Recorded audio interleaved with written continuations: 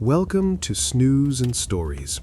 Tonight, we journey back more than 3,000 years to a time when the world was young, when gods walked among mortals, and when one man's ambition carved itself into stone so deeply that even time itself could not erase it. We traveled to the land of Egypt, to the banks of the eternal Nile, where the desert sands whisper secrets of dynasties long fallen, and where the sun rises each morning over monuments that have witnessed the passage of civilizations. Before we begin, if you enjoy these historical stories and find comfort in these ancient tales, please consider giving this video a like and subscribing to the channel. Your support means everything. And if you have suggestions for other historical figures you'd like to hear about as you drift to sleep, leave a comment below. Now, let us begin. Close your eyes and let your mind drift backward through the centuries. Feel the warm Egyptian breeze on your skin. Smell the lotus blossoms floating on the Nile's surface. Hear the distant chanting of priests in temples crowned with gold.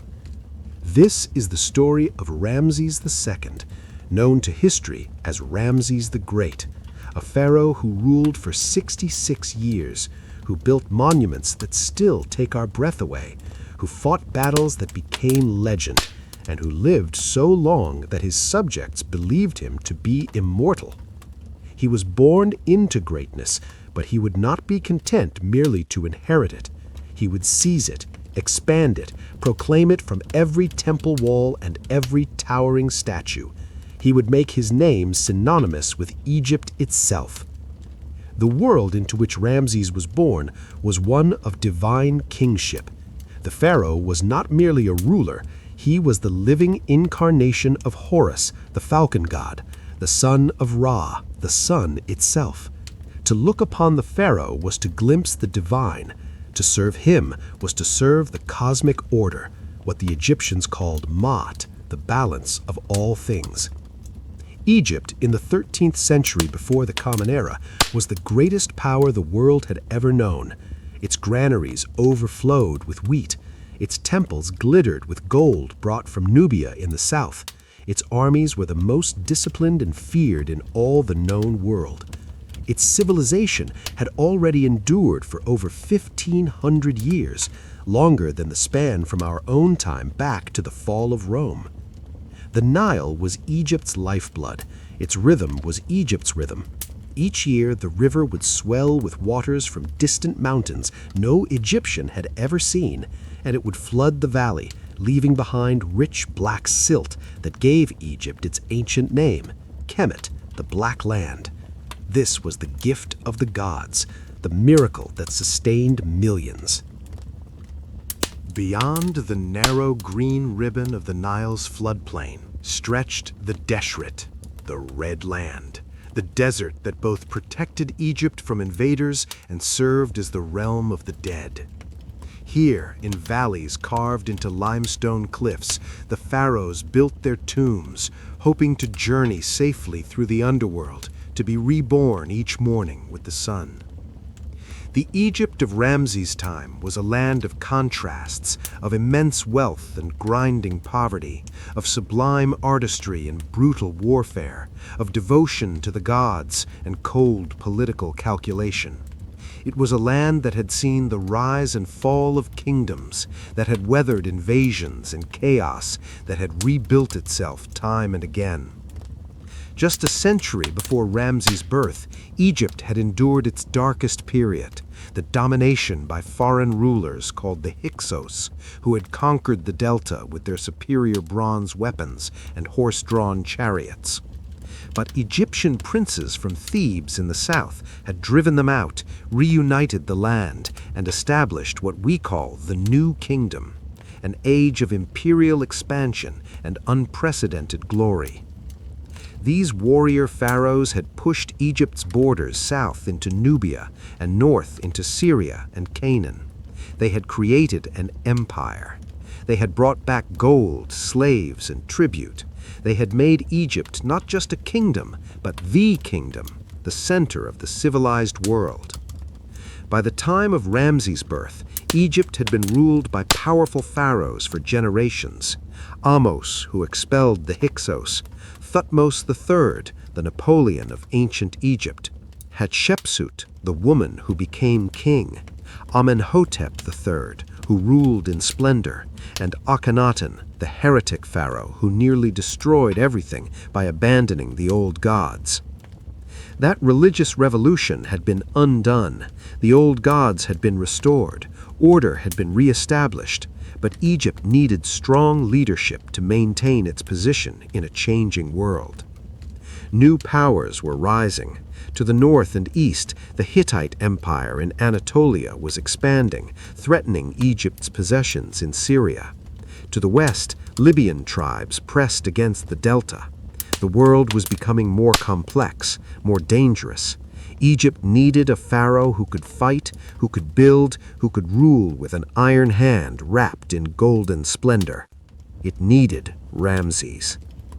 But before he could become the colossus who would dominate his age, before his name would be carved on more monuments than any other pharaoh, before he would face death in battle and emerge victorious, before all of this, he was simply a boy, a prince, the son of a military commander who had seized the throne.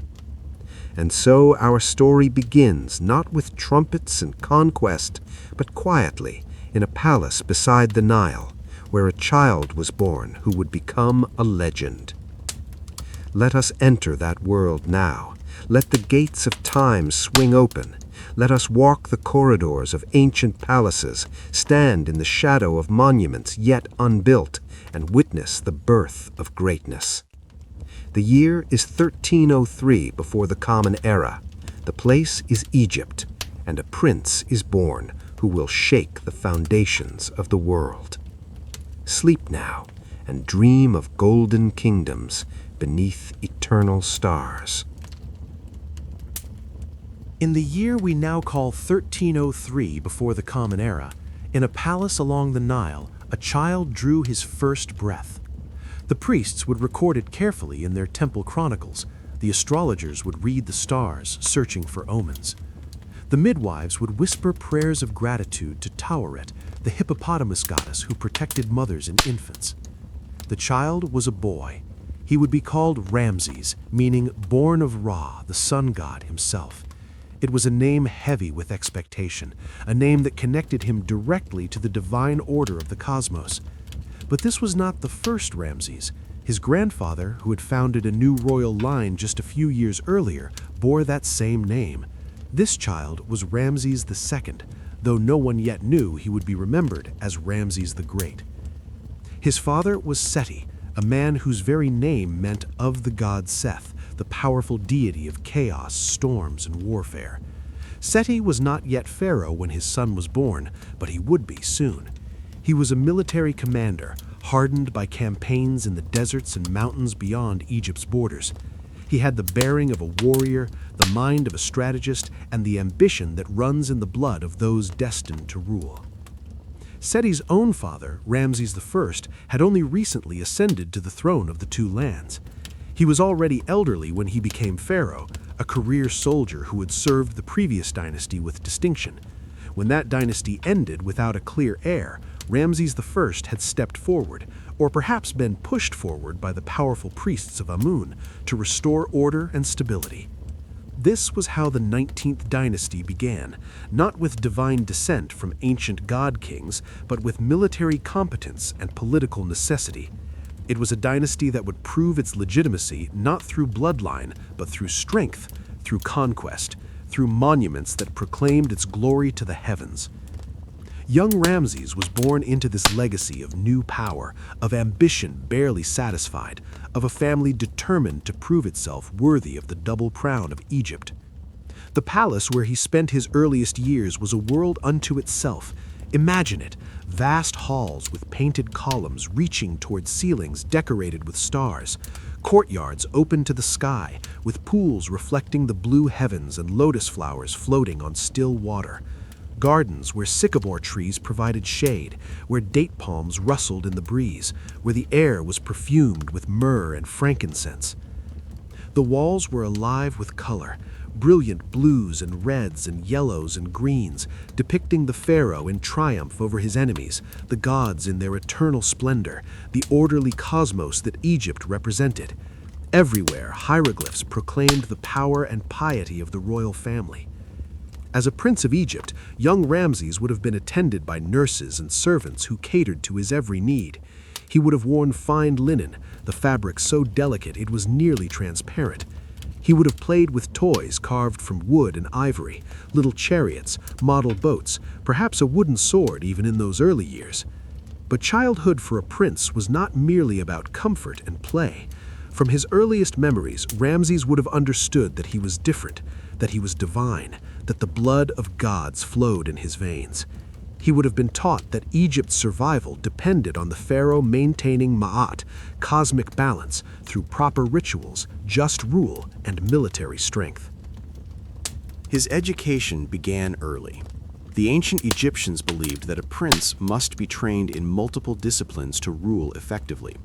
There were no shortcuts to kingship, no room for weakness or ignorance. First came literacy. For in Egypt, writing was sacred, a gift from Thoth, the ibis-headed god of wisdom. Ramses would have sat for hours with scribes, learning the complex hieroglyphic script. He would practice on broken pottery shards called ostraka, forming the intricate signs that represented sounds and concepts. He would learn to read the sacred texts, the annals of previous pharaohs, the hymns to the gods.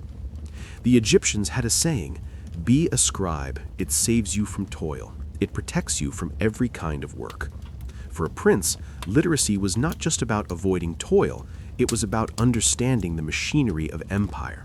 Every document, every decree, every treaty that governed Egypt's vast holdings passed through the hands of scribes. To rule, one must read. Mathematics came next. Egyptian mathematics was practical, designed for the real challenges of running a kingdom. How to calculate the grain harvest, how to measure the height of the Nile's flood, how to determine the amount of stone needed for a temple, how to divide rations among soldiers, how to assess taxes fairly. The prince learned to use the Egyptian decimal system, to work with fractions, to solve problems that would help him govern millions. Then there was history, the most important subject of all for a future pharaoh. Ramses learned the names of his predecessors, stretching back through the mists of time. He learned how Menes had united Upper and Lower Egypt at the dawn of civilization.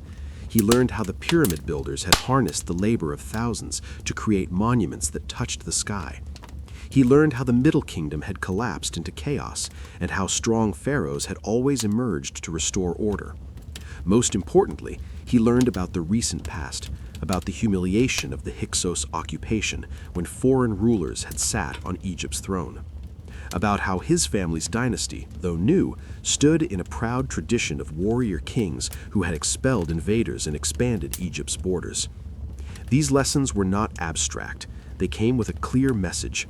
Egypt's glory depended on strong leadership. Weakness invited disaster. Strength brought prosperity. A pharaoh must be vigilant, must be ruthless when necessary, must never allow Egypt's enemies to sense weakness. But Ramses's education was not confined to quiet rooms with patient teachers. A prince of Egypt, particularly one in a military dynasty, needed practical skills. He learned to handle weapons almost as soon as he could walk, small bows designed for children, wooden swords, leather shields.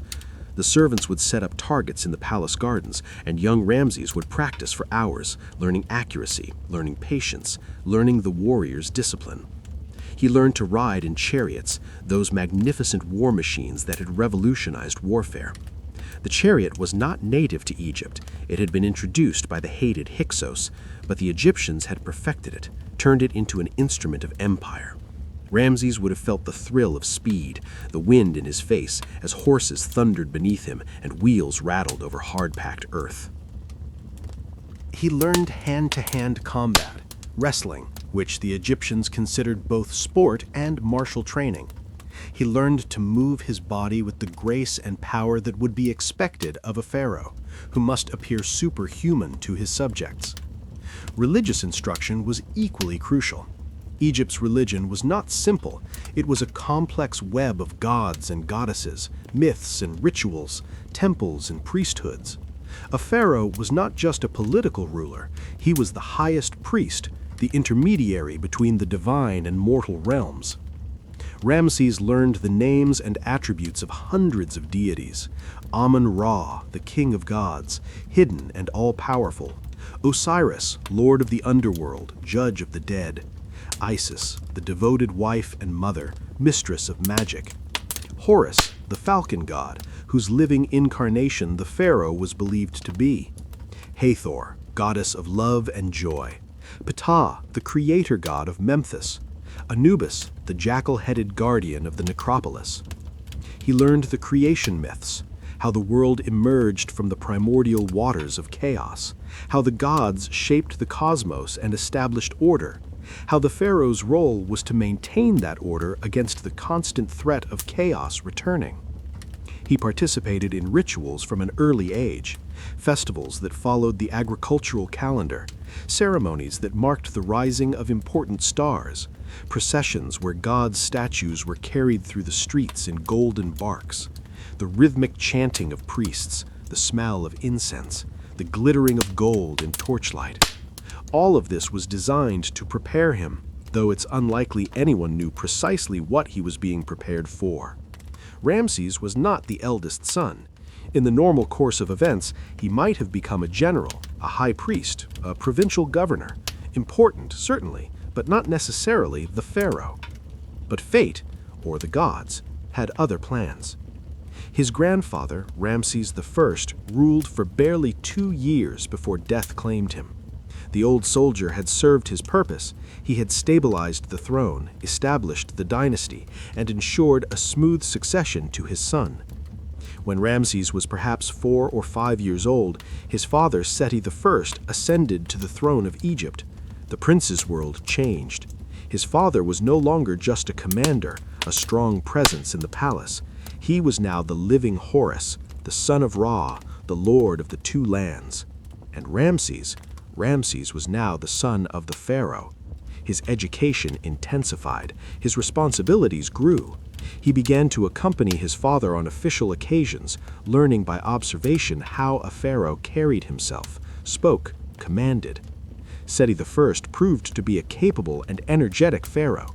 He launched military campaigns to reassert Egyptian control over territories in Canaan and Syria that had drifted toward independence. He initiated building projects to glorify the gods and proclaim his own power. He restored temples that had been neglected during the religious upheaval of Akhenaten's reign. Young Ramses watched all of this. He saw his father reviewing troops. He saw him consulting with advisors. He saw him performing rituals in the great temples. He saw the deference with which everyone, even the highest nobles, approached the pharaoh. And he learned. Oh, how he learned. The world beyond the palace walls was vast and varied. Egypt itself stretched for hundreds of miles along the Nile, from the cataracts in the south to the fertile delta in the north. Beyond Egypt's borders lay subject territories, Nubia to the south, rich in gold and exotic goods, and the lands of Canaan and Syria to the northeast, strategic buffer zones against the powerful kingdoms of Mesopotamia and Anatolia. Trade routes connected Egypt to distant lands. Ships sailed the Mediterranean, bringing cedar from Lebanon, copper from Cyprus, exotic goods from Crete in the Aegean. Caravans crossed the deserts, bringing incense from Punt, precious stones from distant mountains. But the world was also dangerous. The Hittite Empire in Anatolia was growing stronger, more aggressive. Libyan tribes pressed against Egypt's western borders. Desert nomads raided caravans and frontier settlements. The Mediterranean was plagued by pirates and raiders who would, in later generations, be known as the Sea Peoples. Egypt needed strong leadership. The young prince growing up in the palace would need to be stronger still. As Ramses moved from childhood toward adolescence, one thing became increasingly clear to those around him. This was no ordinary prince. He was intelligent, yes, but more than that, he was driven. He possessed an intensity and ambition, a need to excel that went beyond what his tutors demanded. He wanted to be the best archer, the fastest chariot driver, the most learned in religious lore. He wanted to prove himself worthy, not just of his father's legacy, but of something greater. Perhaps even then, in those formative years, the seeds were being planted of the pharaoh he would become, the builder of monuments, the great warrior, the living god who would rule for longer than most men lived. But first, there were more lessons to learn, more skills to master, more challenges to face. The boy was becoming a young man, and Egypt was watching. As Ramses entered his teenage years, his education took on a new urgency. The palace tutors and priests gave way to hardened military officers and battle-scarred veterans. The time for childhood games had passed. Now began the forging of a warrior. In ancient Egypt, the military was not merely an institution, it was a way of life, a path to honor and advancement. For a prince of the royal house, especially one in a dynasty built on military prowess, mastery of warfare was not optional, it was essential. The training grounds became Ramses' new classroom. Here, under the harsh Egyptian sun, with sand beneath his feet and the shouts of commanders in his ears, he learned what it truly meant to be a soldier. The bow was the weapon of pharaohs. Egyptian composite bows, made of wood, horn, and sinew glued together, were among the most powerful in the ancient world.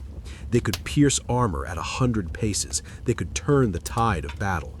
And the pharaoh, in all the traditional depictions, was shown as the supreme archer, single-handedly defeating Egypt's enemies with his divine accuracy.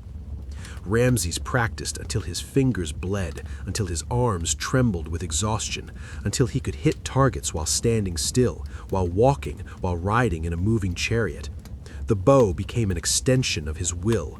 He learned to judge distance, to account for wind, to release at the precise moment when the arrow would fly true. But archery alone was not enough. He trained with the Kopesh, the distinctive curved bronze sword that was uniquely Egyptian. Its sickle-like blade could hook an enemy's shield, could slash and stab with equal effectiveness. Ramses learned the weight of it, the balance, the killing strokes that could drop a man in an instant. He learned to throw javelins, to wield the mace, that ancient symbol of royal power that could crush skulls through bronze helmets. He learned to fight with his fists and wrestle in the sand, for battles were often decided in brutal close combat where weapons were lost and only strength and skill remained. The chariot was where Ramses truly excelled. This was the weapon that had transformed warfare, that had made Egypt's armies the terror of the ancient world. 2 horses, carefully bred and trained, a lightweight wooden frame reinforced with leather and metal, 2 men, a driver and an archer. Ramses learned both roles. He learned to control horses at full gallop, to wheel and turn with precision, to work in coordination with dozens of other chariots in elaborate formations. He learned to shoot from the swaying platform while bouncing over rough terrain, to reload quickly, to keep his balance when the chariot lurched over obstacles. Hour after hour, day after day, the training continued. His body grew strong, hardened by the physical demands. His reflexes became lightning quick. His endurance seemed limitless. The servants whispered that he never seemed to tire, that he pushed himself harder than any of his instructors demanded. There was something driving him, something beyond mere duty. Perhaps it was the need to prove himself worthy of his dynasty's military legacy. Perhaps it was the natural competitiveness of youth. Or perhaps even then, he sensed that greatness demanded absolute mastery, that there could be no room for weakness. But Ramses' education was not solely focused on the arts of war. Egypt was a land where religion and rulership were inseparable, where the pharaoh's primary duty was not conquest, but maintaining cosmic balance through proper worship of the gods. The temples became his second home, vast complexes of stone, their pylons towering against the sky, their inner sanctums dark and mysterious, heavy with incense and the power of the divine. Here, in these sacred spaces, Ramses learned the deeper mysteries of kingship. He studied under the high priests of Amun in Karnak, that most magnificent of all Egyptian temples. They taught him the secret rituals known only to the initiated, the words of power that must be spoken correctly or risk offending the gods. They showed him how to perform the daily temple service, the washing and clothing of the god's statue, the presentation of offerings, the sacred hymns that had been chanted for 1,000 years. Ramses learned that the pharaoh was more than a military commander or political leader. He was the conduit between heaven and earth. Every morning the sun rose because the pharaoh performed the proper rituals. The Nile flooded because the pharaoh pleased the gods. Ma'at, order, truth, justice, was maintained because the pharaoh stood against Isfet, chaos, lies, disorder. This was an awesome responsibility. The weight of the cosmos rested on the pharaoh's shoulders, but it was also tremendous power. To be divine, to be worshipped as a god while still drawing breath, to know that millions of people believed your word was law, not just because of armies, but because of divine right, this shaped how Ramses saw himself and his destiny. He developed a special devotion to certain gods. To Amun-Ra, of course, the king of gods, whose priests were the most powerful in Egypt, whose cult would become inseparable from Ramses' own glorification. To Ptah, the creator god of Memphis, patron of craftsmen and builders, fitting for one who would become history's greatest architectural patron. And to the ancient gods of war, Montu, the falcon-headed warrior, and Seth, the chaos bringer, his father's patron. In the temples, Ramses learned something crucial to his later success: the power of propaganda. He saw how previous pharaohs had shaped their own images through carved reliefs and inscriptions, how they had transformed military stalemates into glorious victories, how they had elevated themselves to divine status through careful manipulation of religious imagery and text. These lessons would serve him well in the years to come. When Ramses was perhaps 10 or 12 years old, an opportunity arose that would define his relationship with his father and set the course for his future. Seti I was planning a military campaign into Canaan and Syria to reassert Egyptian authority over territories that had grown restive during the religious turmoil of previous reigns. And he decided to take his son with him. Imagine the young prince's excitement. All his training, all his preparation would now be tested in the real world. He would see actual warfare, not practice on the training grounds. He would march with the army of Egypt, that magnificent military machine. The expedition was a revelation. Ramses saw the true scale of Egypt's military might. Thousands of soldiers, organized into divisions named after the great gods: Amun, Ra, Ptah, Seth. Infantry armed with spears and shields, archers by the hundred, chariot squadrons that could sweep across a battlefield like a storm. He saw the logistics that made such campaigns possible: the supply trains, the scribes who recorded every detail, the engineers who could build siege equipment or construct bridges across rivers, the scouts who ranged ahead gathering intelligence. War, he learned, was as much about organization and planning as it was about courage and martial skill. But most importantly, he observed his father. Seti I was a masterful commander. He was decisive in battle, but cautious in planning. He knew when to attack and when to wait. He knew how to inspire his troops with speeches that reminded them of Egypt's glory and their sacred duty. He knew how to terrorize enemies into submission and when to show mercy to those who surrendered. Ramses watched how his father carried himself in the war camp, the confidence, the authority that needed no raising of voice to be felt. He watched how Seti consulted with his generals, but made the final decisions alone. He watched how the pharaoh performed rituals before battle, seeking the gods' favor, assuring the troops that victory was divinely ordained. The campaign was successful. Egyptian forces marched through Canaan, reducing rebellious cities, receiving the submission of local rulers. At some point during this expedition, or perhaps on a later one, Ramses may have seen his first real combat, perhaps from the safety of his father's chariot, perhaps in a minor skirmish. The sources are unclear. But what is clear is that these campaigns left a profound impression on the young prince. He saw the fear in the eyes of defeated enemies. He saw the jubilation of victory.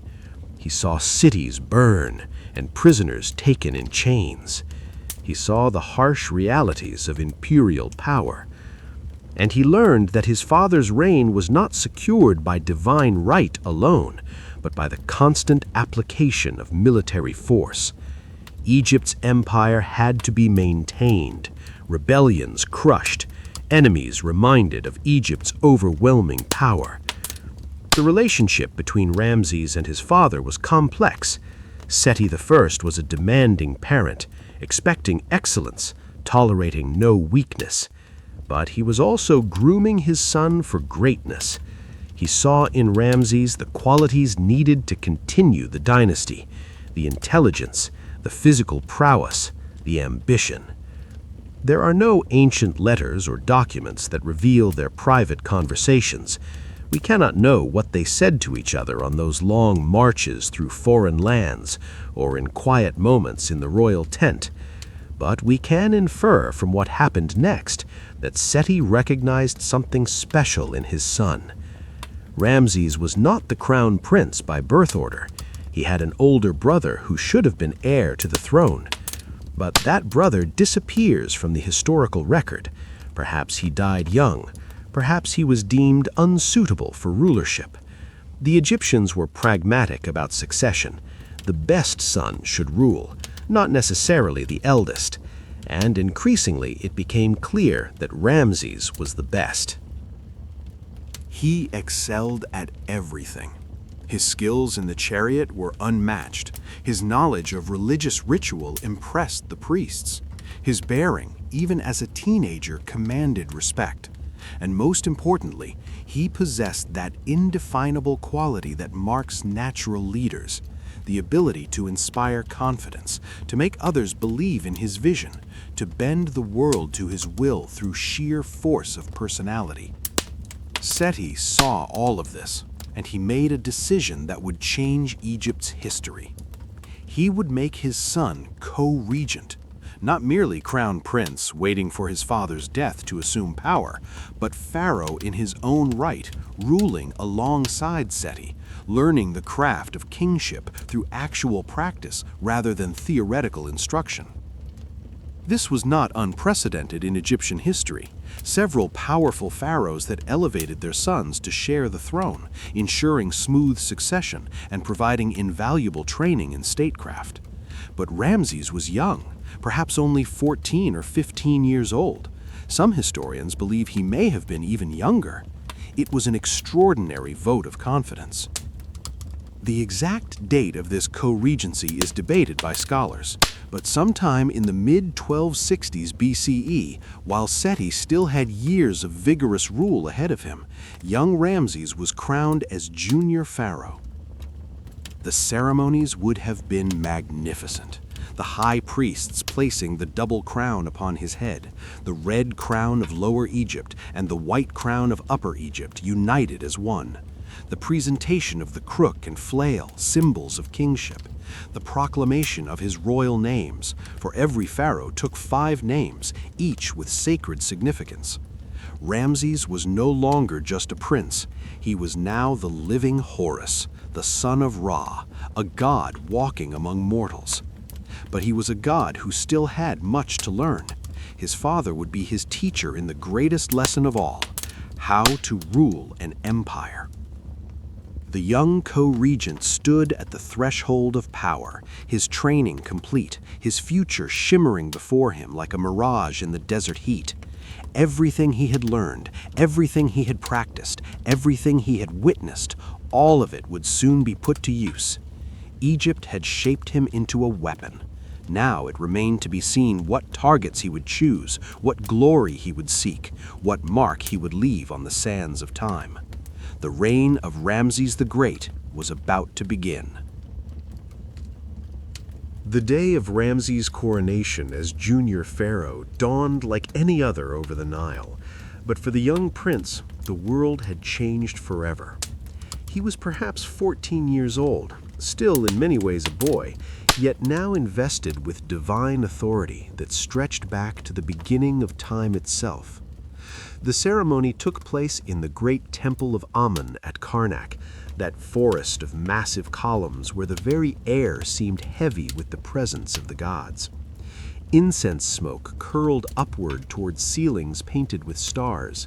The chanting of priests echoed off stone walls carved with the deeds of pharaohs long dead. Ramses knelt before the high priest of Amun, the most powerful religious figure in Egypt. The double crown was placed upon his head, heavier than he might have expected, both physically and symbolically. The weight of 2 kingdoms, the weight of 3,000 years of tradition, the weight of divine responsibility. He received his throne names, chosen with care to reflect his destiny and invoke the protection of the gods. Among them was the prenomen he would carry into history, User Mot Ra. Powerful is the Mot of Ra. It was a declaration of intent. He would be the upholder of cosmic order, the champion of truth and justice. When he rose and turned to face the assembled nobility, generals, and priests, he was no longer merely the son of Seti. He was Pharaoh. He was God. But he was also still a student, and his father was still very much the dominant partner in their shared rule. The Co-Regency was a period of apprenticeship unlike any other. Imagine learning to govern an empire not from books or lectures, but by actually doing it, by sitting beside your father on the throne, by participating in councils of state, by making decisions that affected millions of lives. Seti I was a patient but demanding teacher. He had fought his way to the throne through military prowess and political acumen. He understood that ruling Egypt required more than divine lineage. It required intelligence, decisiveness, and the ability to inspire both loyalty and fear. Together, father and son reviewed reports from provincial governors. The administration of Egypt was a vast and complex machine. Grain had to be stored against years of low floods. Taxes had to be collected fairly but thoroughly. Justice had to be dispensed. Temples had to be supplied with offerings. The bureaucracy employed thousands of scribes, each recording, calculating, organizing the affairs of the kingdom. Ramses learned to read between the lines of official reports. A governor might claim that all was well in his province, but decreased tax revenues told a different story. A temple might request additional funding, but the young pharaoh learned to assess whether the request was legitimate or merely priestly ambition. He learned diplomacy, an art as delicate and crucial as warfare. Letters arrived regularly from foreign rulers, the kings of Babylon and Assyria, the rulers of Hittite vassal states in Syria, princes from Cyprus and Crete. Each letter had to be answered appropriately, with just the right mixture of friendliness and firmness, generosity and strength. The diplomatic language was formulaic, filled with elaborate courtesies. To my brother, the great king of Egypt, from your brother, the great king of Babylon, as if they were equals, though both knew Egypt was the greater power. Ramses learned when to grant requests for gold or marriage alliances, and when to politely refuse. He learned that words were weapons as surely as arrows. But the most important lessons came not in the palace, but in the field. Seti I continued his military campaigns, and now his son accompanied him not as an observer, but as an active participant in command.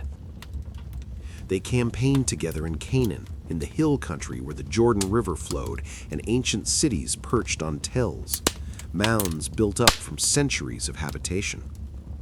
The local rulers were vassals of Egypt in theory, but they were always testing the limits, always ready to rebel if Egypt showed any weakness. Ramesses saw his father deal with these rebellions with calculated ruthlessness. Cities that resisted were besieged and destroyed. Populations were sometimes deported. Treasures were seized and sent back to Egypt. But cities that submitted peacefully were treated with relative leniency, their rulers confirmed in their positions, their people spared. The message was clear. Egypt could be a generous overlord or a terrible enemy. The choice was theirs.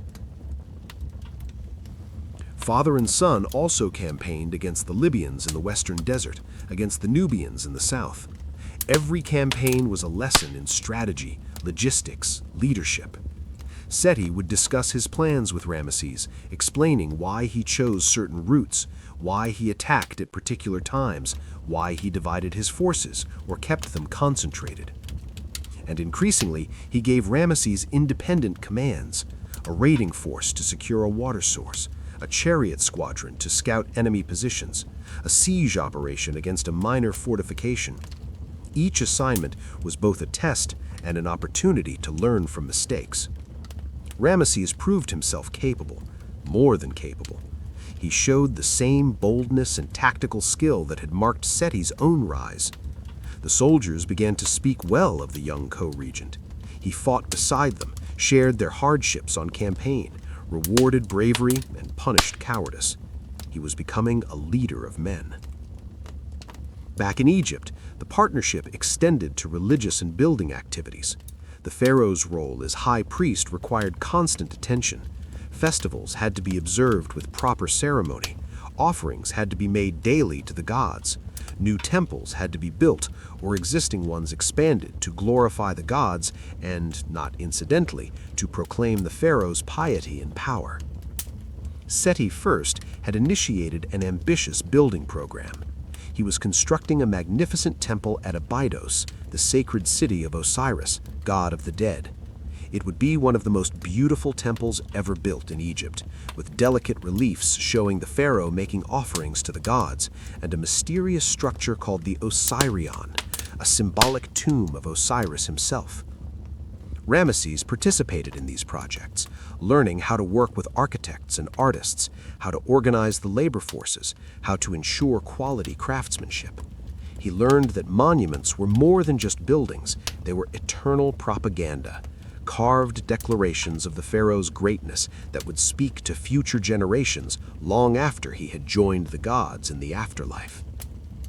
He watched the artisans at work, saw how they transformed rough stone into images of sublime beauty, the painters mixing their pigments, the sculptors with their copper chisels, the relief carvers who could make stones seem to breathe with life. He was learning the language of monumental art, a language he would soon speak more fluently than any pharaoh before him. The years of co-regency passed. Ramesses matured from an eager teenager into a confident young man.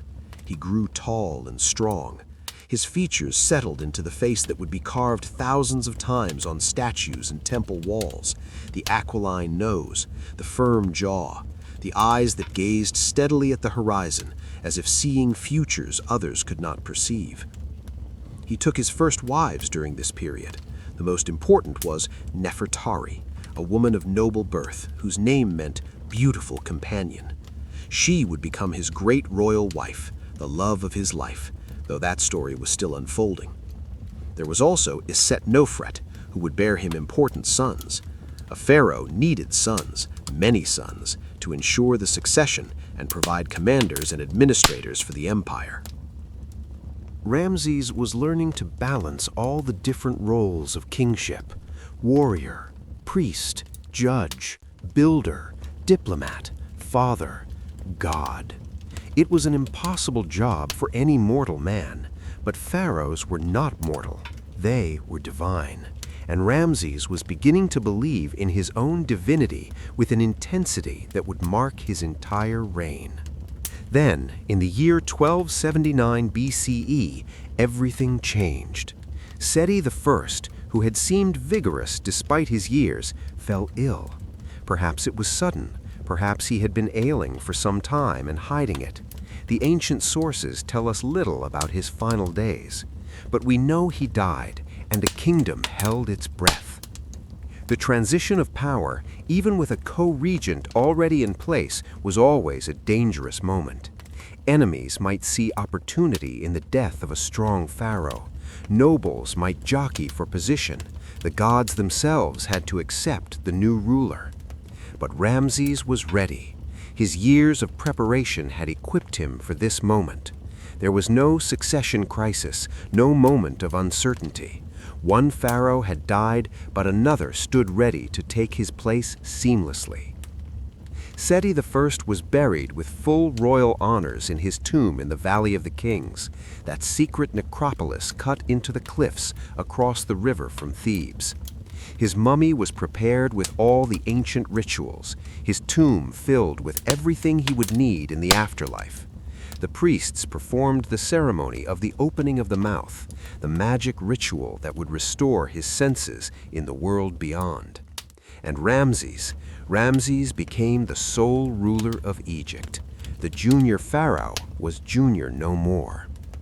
At perhaps 24 or 25 years old, he held absolute power over the greatest kingdom on earth. The weight of responsibility that now rested on his shoulders was immense. Egypt stretched from the cataracts of Nubia in the south to the coast of Canaan in the north.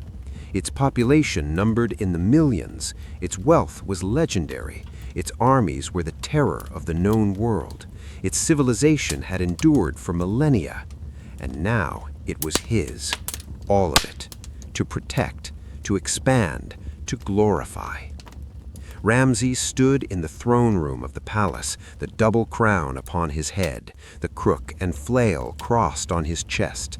Before him, the entire court, nobles, priests, generals, foreign ambassadors, prostrated themselves, not to a co-regent, not to a prince, but to the living Horus, the son of Ra, the lord of the two lands. He had a vision for Egypt. His father had restored Egyptian power and prestige, had rebuilt what the religious turmoil of Akhenaten's reign had damaged. But Ramses wanted more, much more. He would make Egypt greater than it had ever been. He would build monuments that would dwarf those of his predecessors. He would expand the empire's borders. He would make his name immortal. He would be remembered not just as a pharaoh, but as the pharaoh, the standard against which all others would be measured. It was an audacious vision, perhaps even an arrogant one, but Ramses possessed the confidence, the energy, the sheer force of will to attempt it. He was young, he was strong, he was intelligent. He had been trained by one of Egypt's finest warrior kings. He commanded the most powerful military machine in the world. The gods, he believed, smiled upon him. What could possibly stand in his way? The answer, as he would soon discover, lay to the north. In the mountains of Anatolia, another great power was rising, the Hittite Empire, fierce and expansionist, ruled by warrior kings as ambitious as Ramses himself. For generations, Egypt and the Hittites had maneuvered for control of Syria and Canaan, that strategic corridor that connected Africa to Asia. Under Seti I, there had been campaigns and skirmishes, but no decisive confrontation. That was about to change. Ramses looked northward towards those contested territories, and he made his decision. He would not simply maintain his father's empire, he would expand it. He would crush the Hittite threat once and for all. He would lead Egypt's armies to the greatest victory in its history. He was the pharaoh. He was divine. He could not fail. The stage was set for the confrontation that would define his reign, the battle that would become legend, the day when Ramses the young pharaoh would face death itself and emerge transformed. But first, there were preparations to make, an army to assemble, a campaign to plan. And so, in the 4th year of his sole reign, Ramses began to prepare for war. The Battle of Kadesh was coming. The first years of Ramses' sole reign were a whirlwind of activity. He was young, energetic, impatient to make his mark on history. The measured pace of his father's administration no longer satisfied him. Everything had to be bigger, bolder, more magnificent. Sleeplessness carried the young pharaoh from one project to the next, from dawn rituals in the temples to late-night councils planning military campaigns. His officials struggled to keep pace with his demands. His architects scrambled to translate his visions into stone. His generals prepared for the war they knew was coming. Egypt, watching this explosion of royal energy, hardly knew what to make of their new pharaoh.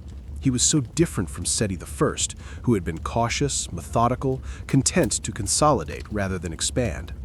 Ramesses seemed to want everything at once, and he seemed to believe with unshakable certainty that he could have it. His first task was to ensure that power remained firmly in his hands. Egypt's government was a complex web of competing interests. The priesthood of Amun, with their vast landholdings and influence, could make or break a pharaoh. The provincial governors, especially those from powerful families, had their own ambitions. The military, source of the dynasty's power, needed to be kept loyal and well rewarded. Ramesses approached this challenge with a mixture of political acumen inherited from his father and his own instinct for manipulation. He showered the temples with gifts, funding elaborate renovations and new construction. Gold flowed to the priesthood of Amun. The high priests found themselves enriched and, not coincidentally, dependent on the pharaoh's continued favor. He appointed loyal men to key positions. Childhood friends became generals. Trusted scribes rose to high administrative posts. Some were capable, others merely loyal, but all understood that their fortunes were tied to Ramesses' success. To the provincial governors, he offered a simple bargain. Serve efficiently, send your taxes promptly, and you will be left largely alone to govern your territories. Fail in these duties, and you will be replaced. It was not subtle, but it was effective. And to the military, he gave the greatest gift of all, the promise of glory. Ramesses let it be known that he intended to surpass all previous pharaohs in military achievement. There would be campaigns, conquests, plunder. For professional soldiers, this was music to their ears.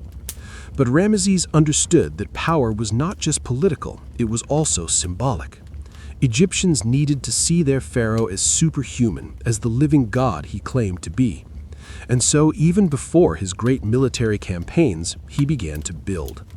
His early building projects were scattered across Egypt, from the Delta to Nubia. He completed temples his father had begun, but always with additions and modifications that bore his own stamp. Everywhere he built, he had his name inscribed, his image carved, his titles proclaimed. In Abydos, where his father's beautiful temple stood, Ramesses added his own structure beside it. In Thebes, he began work on a massive temple complex that would eventually become the Ramesseum, his great mortuary temple on the west bank of the Nile. Even in these early stages, it was clear this would be a monument of unprecedented scale.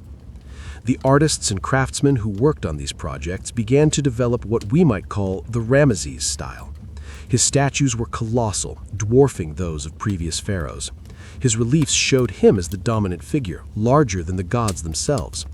His features were idealized but recognizable, that distinctive profile with the pronounced nose and firm jaw that would become iconic. There was calculation in this. Every statue was a sermon in stone. Every relief told a story of the pharaoh's power and piety. When Egyptians saw these monuments, they were meant to feel awe, to understand that their ruler was no ordinary man, but a god walking among them.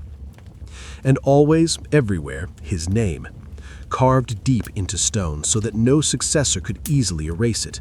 Ramesses, Ramesses, Ramesses. The very stones shouted his identity to the heavens. But building and politics were not enough for the young pharaoh. His heart was with the army. He had been trained as a warrior, had campaigned with his father, had tasted the intoxication of victory. Now he wanted more. The situation to the north gave him ample justification. Syria and Canaan, that crucial buffer zone between Egypt and the great powers of Mesopotamia and Anatolia, were in flux. Egyptian control had always been tentative in these regions. Local rulers paid tribute when Egyptian armies were near, but looked elsewhere for protection when they were not.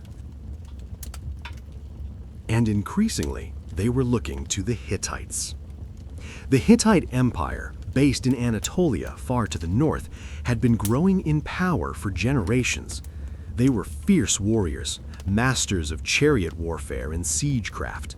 Their empire stretched across much of modern Turkey and down into Syria. They were, in many ways, Egypt's equals, the only power that could credibly challenge Egyptian supremacy. Under a succession of capable kings, the Hittites had been pushing southward, extending their influence into territories that Egypt considered its own. Cities that had once paid tribute to Egypt now sent their taxes to the Hittite capital of Hattusa. This was intolerable to Ramesses. These were Egyptian possessions, won by the blood of Egyptian soldiers, sanctified by the gods themselves. That the Hittites dared to encroach on them was an insult to Egypt's honor and to his own prestige. In the councils of war, his generals presented the situation. The Hittite king, Muwatalli II, was consolidating his hold on northern Syria. He was gathering allies, building up his forces. If Egypt did not act soon, the entire region might slip permanently into Hittite control. Some counselors urged caution. The Hittites were formidable opponents. A major war would be expensive, risky. Perhaps diplomacy could resolve the situation. Perhaps a negotiated division of spheres of influence. But Ramesses would not hear of it. He was Pharaoh. He was the living Horus. The gods had given him the throne, and the gods would give him victory. Egypt did not negotiate with rivals. It conquered them. Besides, he understood something that perhaps his more cautious advisors did not. A great military victory would cement his position as one of Egypt's greatest pharaohs. It would prove that the young king was worthy of the crown, that the dynasty his grandfather had founded was blessed by the gods. He needed a triumph, and he would have one. The preparations began. The army was mobilized. 4 great divisions, each named after a god and numbering 5,000 men, Amun, Ra, Ptah, and Seth. 20,000 of Egypt's finest soldiers, chariots by the hundreds, supply trains stretching for miles. It would be the largest Egyptian force assembled in generations.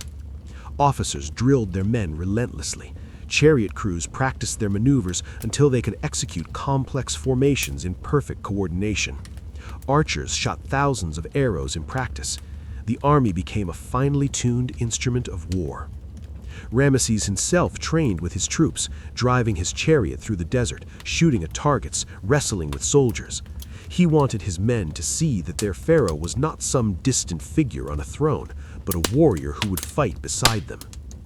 And through all of this activity, through the political maneuvering and building projects and military preparations, there was one constant presence at Ramesses' side: Nefertari, his great royal wife, his beloved, the woman whose name meant beautiful companion and who lived up to that name in every way. Nefertari was of noble birth, perhaps related to the royal family of the previous dynasty. She was beautiful, certainly. Her tomb, when it was built years later, would show her as a woman of striking grace and elegance. But she was more than merely beautiful. She was intelligent, educated, politically astute. Ramesses had married her early in his reign, possibly even during his Co-Regency. In a court that would eventually include many wives and concubines, such was the nature of royal marriages in ancient Egypt, Nefertari held a special place. She appeared beside him in temple reliefs, something rarely granted to queens. She corresponded with foreign rulers, conducting diplomacy in her own right. She performed important religious ceremonies. Her titles were numerous and significant: Great Royal Wife, Mistress of Upper and Lower Egypt, Lady of all lands. But beyond the titles and political roles, there seems to have been genuine affection between them. The inscriptions Ramses left show an unusual warmth. The one for whom the sun shines, he called her. In a culture where royal marriages were typically political arrangements, this suggests something deeper. She gave him children, sons and daughters who would play important roles in the kingdom. She advised him, perhaps cautioning against some of his more reckless impulses, perhaps encouraging his ambitions. We cannot know for certain the private conversations between husband and wife, between Pharaoh and queen, but we can imagine Nefertari in the palace as Ramses prepared for war. Did she worry about the dangers he would face? Did she urge caution? Or did she share his confidence in divine protection? Did she understand that he needed this campaign, this great test of his abilities, to truly become the pharaoh he believed himself to be? The preparations continued through the first years of his reign. The second year, the third year, Ramses was nothing if not thorough. When he finally marched north, he wanted overwhelming force, wanted every advantage. He gathered intelligence about the Hittites. Spies and merchants brought back reports about their army, their tactics, their preparations. The Hittites, it seemed, were also gathering their forces. Both sides knew that a confrontation was inevitable. The diplomatic situation grew increasingly tense. Egyptian and Hittite envoys exchanged messages that were superficially polite but dripping with barely concealed hostility. Each side accused the other of breaking agreements, of encroaching on the other's sphere of influence, of harboring the other's rebellious vassals. In the third year of his sole reign, Ramses made his decision. The time for preparation was over. The time for action had come. In the spring of his fourth regnal year, when the rivers were low and the roads dry enough for the passage of a great army, he would march north. The target was a city in Syria called Kadesh. It was strategically located on the Orontes River, controlling access to the interior of Syria. It had changed hands multiple times between Egypt and the Hittites. Now it was under Hittite control, and Ramses intended to take it back. It would be a demonstration of Egyptian power, a warning to the Hittites and all of Egypt's enemies, a glorious victory that would echo through the ages. The young pharaoh could not have known, as he made these plans, that Kadesh would indeed echo through the ages, but not quite in the way he imagined. The battle would become legendary, yes, but the reality would be far more complex, far more dangerous than his confident planning sessions suggested. Muwatalli II, the Hittite king, was also preparing. He too was gathering his forces. He too was planning for the confrontation.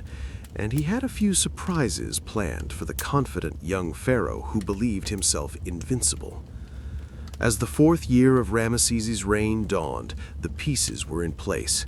2 empires, 2 armies, 2 kings, each certain of victory, each willing to stake everything on a single battle. The Egyptian army began to assemble. From garrisons throughout Egypt and Nubia, the soldiers marched to the staging point. The divisions formed up, their standards flying. The ram of Amun, the sun disk of Ra, the sacred bull of Ptah, the mysterious beast of Seth. Ramesses performed the necessary rituals, sacrificing to the gods, seeking their blessing for the campaign. The priests assured him of divine favor. The omens were read and interpreted favorably, as they always were when the pharaoh was determined on a course of action. In the palace, Nefertari watched her husband prepare to leave. Perhaps she helped him don his armor. Perhaps she whispered prayers for his safety. Perhaps she simply stood silently, knowing that nothing she could say would change his mind. Ramesses embraced his wife, his children. He promised he would return victorious, covered in glory. How could it be otherwise? He was Pharaoh. He was divine. The gods themselves fought for Egypt. And then, one morning as the sun rose over the Nile, the great army began to march. 20,000 men moving north, toward Syria, toward destiny, toward the city of Kadesh. Ramesses rode at their head in his golden chariot, his horses eager, his heart full of confidence and anticipation. Behind him, the army stretched for miles, a river of bronze and leather and wood flowing north to meet its fate. The greatest test of his life was about to begin. To understand what happened at Kadesh, we must first understand the world in which it occurred. The ancient Near East in the 13th century before the Common Era was a complex tapestry of competing powers, shifting alliances, and age-old rivalries. Egypt was not alone in its greatness. The world had grown larger, more interconnected, more dangerous than it had been in the days when Egyptian pharaohs could march wherever they pleased and expect submission. To the east, in Mesopotamia, the ancient kingdoms of Babylon and Assyria maintained their power, though they were not immediate threats to Egypt. They were content, for the moment, to watch the struggle between Egypt and the Hittites, perhaps hoping both would exhaust themselves. To the southeast, in the mountains of Mitanni, another kingdom struggled to maintain independence between the greater powers. Once mighty, Mitanni was now caught between the expanding Hittites and the resurgent Assyrians, its glory fading. But the true rival to Egypt, the power that threatened to upset the balance of the entire region, was the Hittite Empire. The Hittites had built their kingdom in the harsh highlands of Anatolia, in the land we now call Turkey. Their capital, Hattusa, perched high in the mountains, was a fortress city of cyclopean walls and grand palaces. From there, their kings had expanded outward in all directions, conquering and subjugating neighboring peoples. The Hittites were formidable. They were among the first to master ironworking, though bronze was still the primary metal of warfare. They had refined chariot tactics to a high art. Their infantry was disciplined and well-equipped, and perhaps most importantly, they had a talent for absorbing conquered peoples into their empire, creating a multi-ethnic military machine that could draw on vast manpower reserves. The current Hittite king was Muwatalli II, and he was no fool. He understood that the conflict with Egypt was inevitable, that Syria could not be shared between two empires who both claimed divine right to rule it. One would dominate, or both would bleed themselves white in endless war. Muwatalli had been preparing for this confrontation just as Ramses had. He had spent years consolidating his hold on northern Syria, securing alliances with local kingdoms, gathering supplies and troops. He was ready.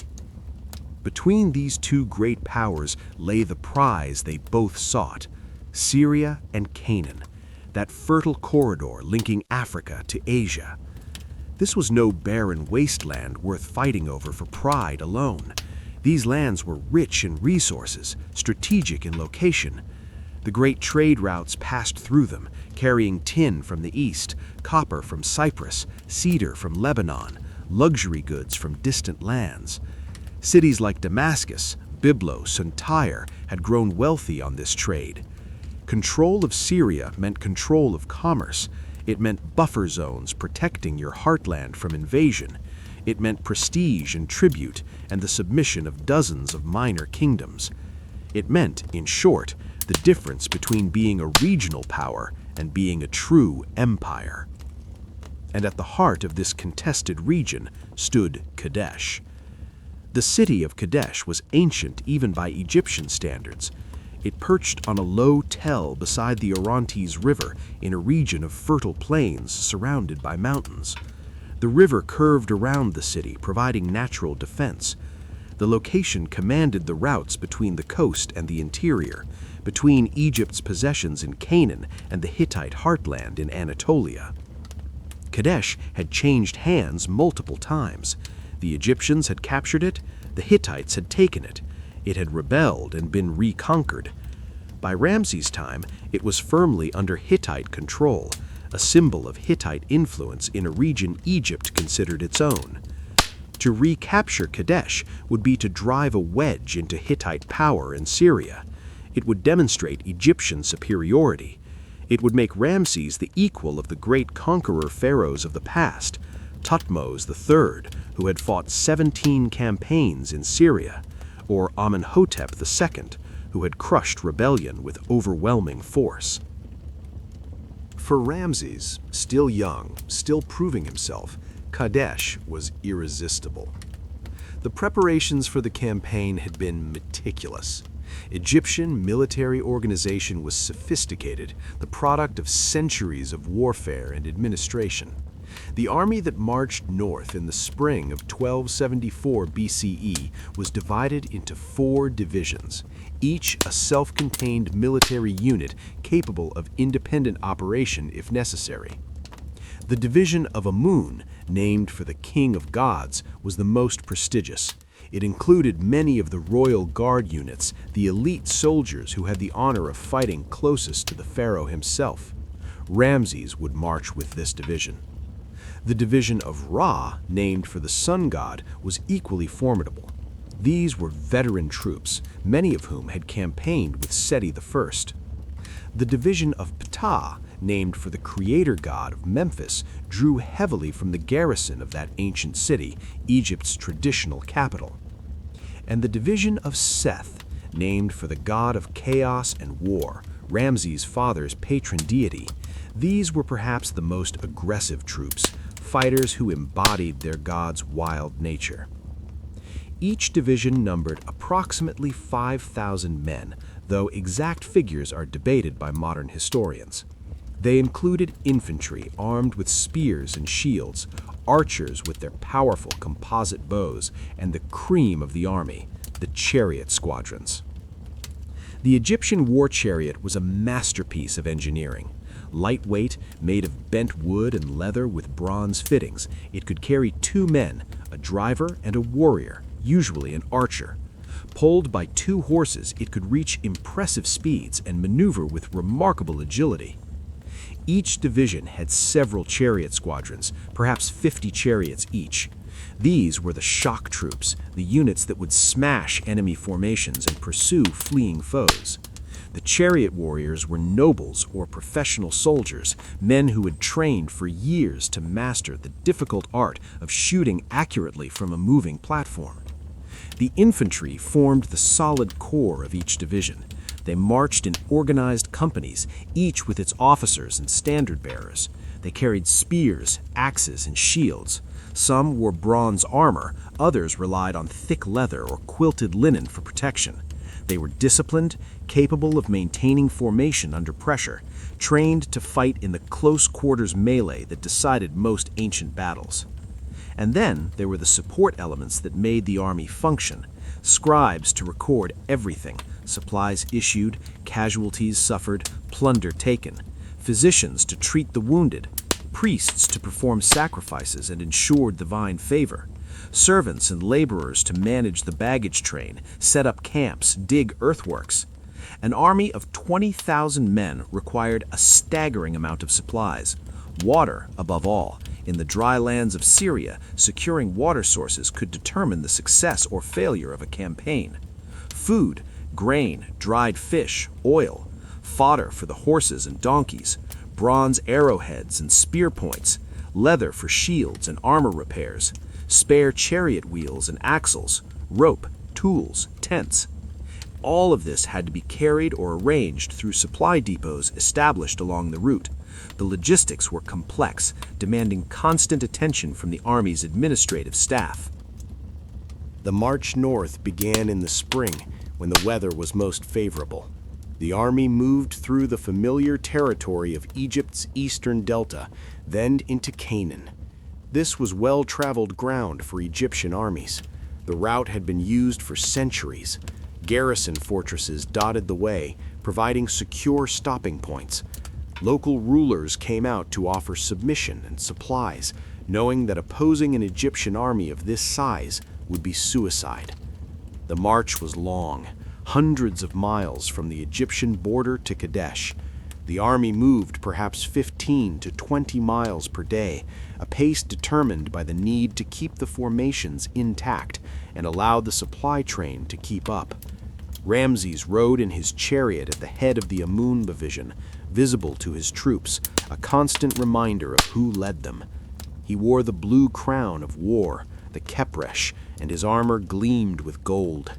His presence was meant to inspire confidence. The Pharaoh was with them.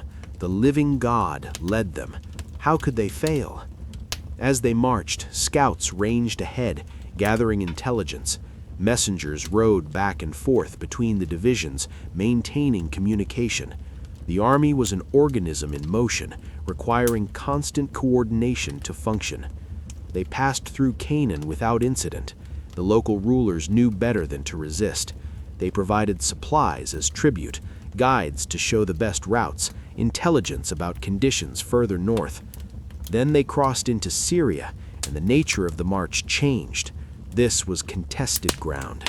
Egyptian control here was tenuous, dependent on military presence. The army tightened its formations, increased its vigilance.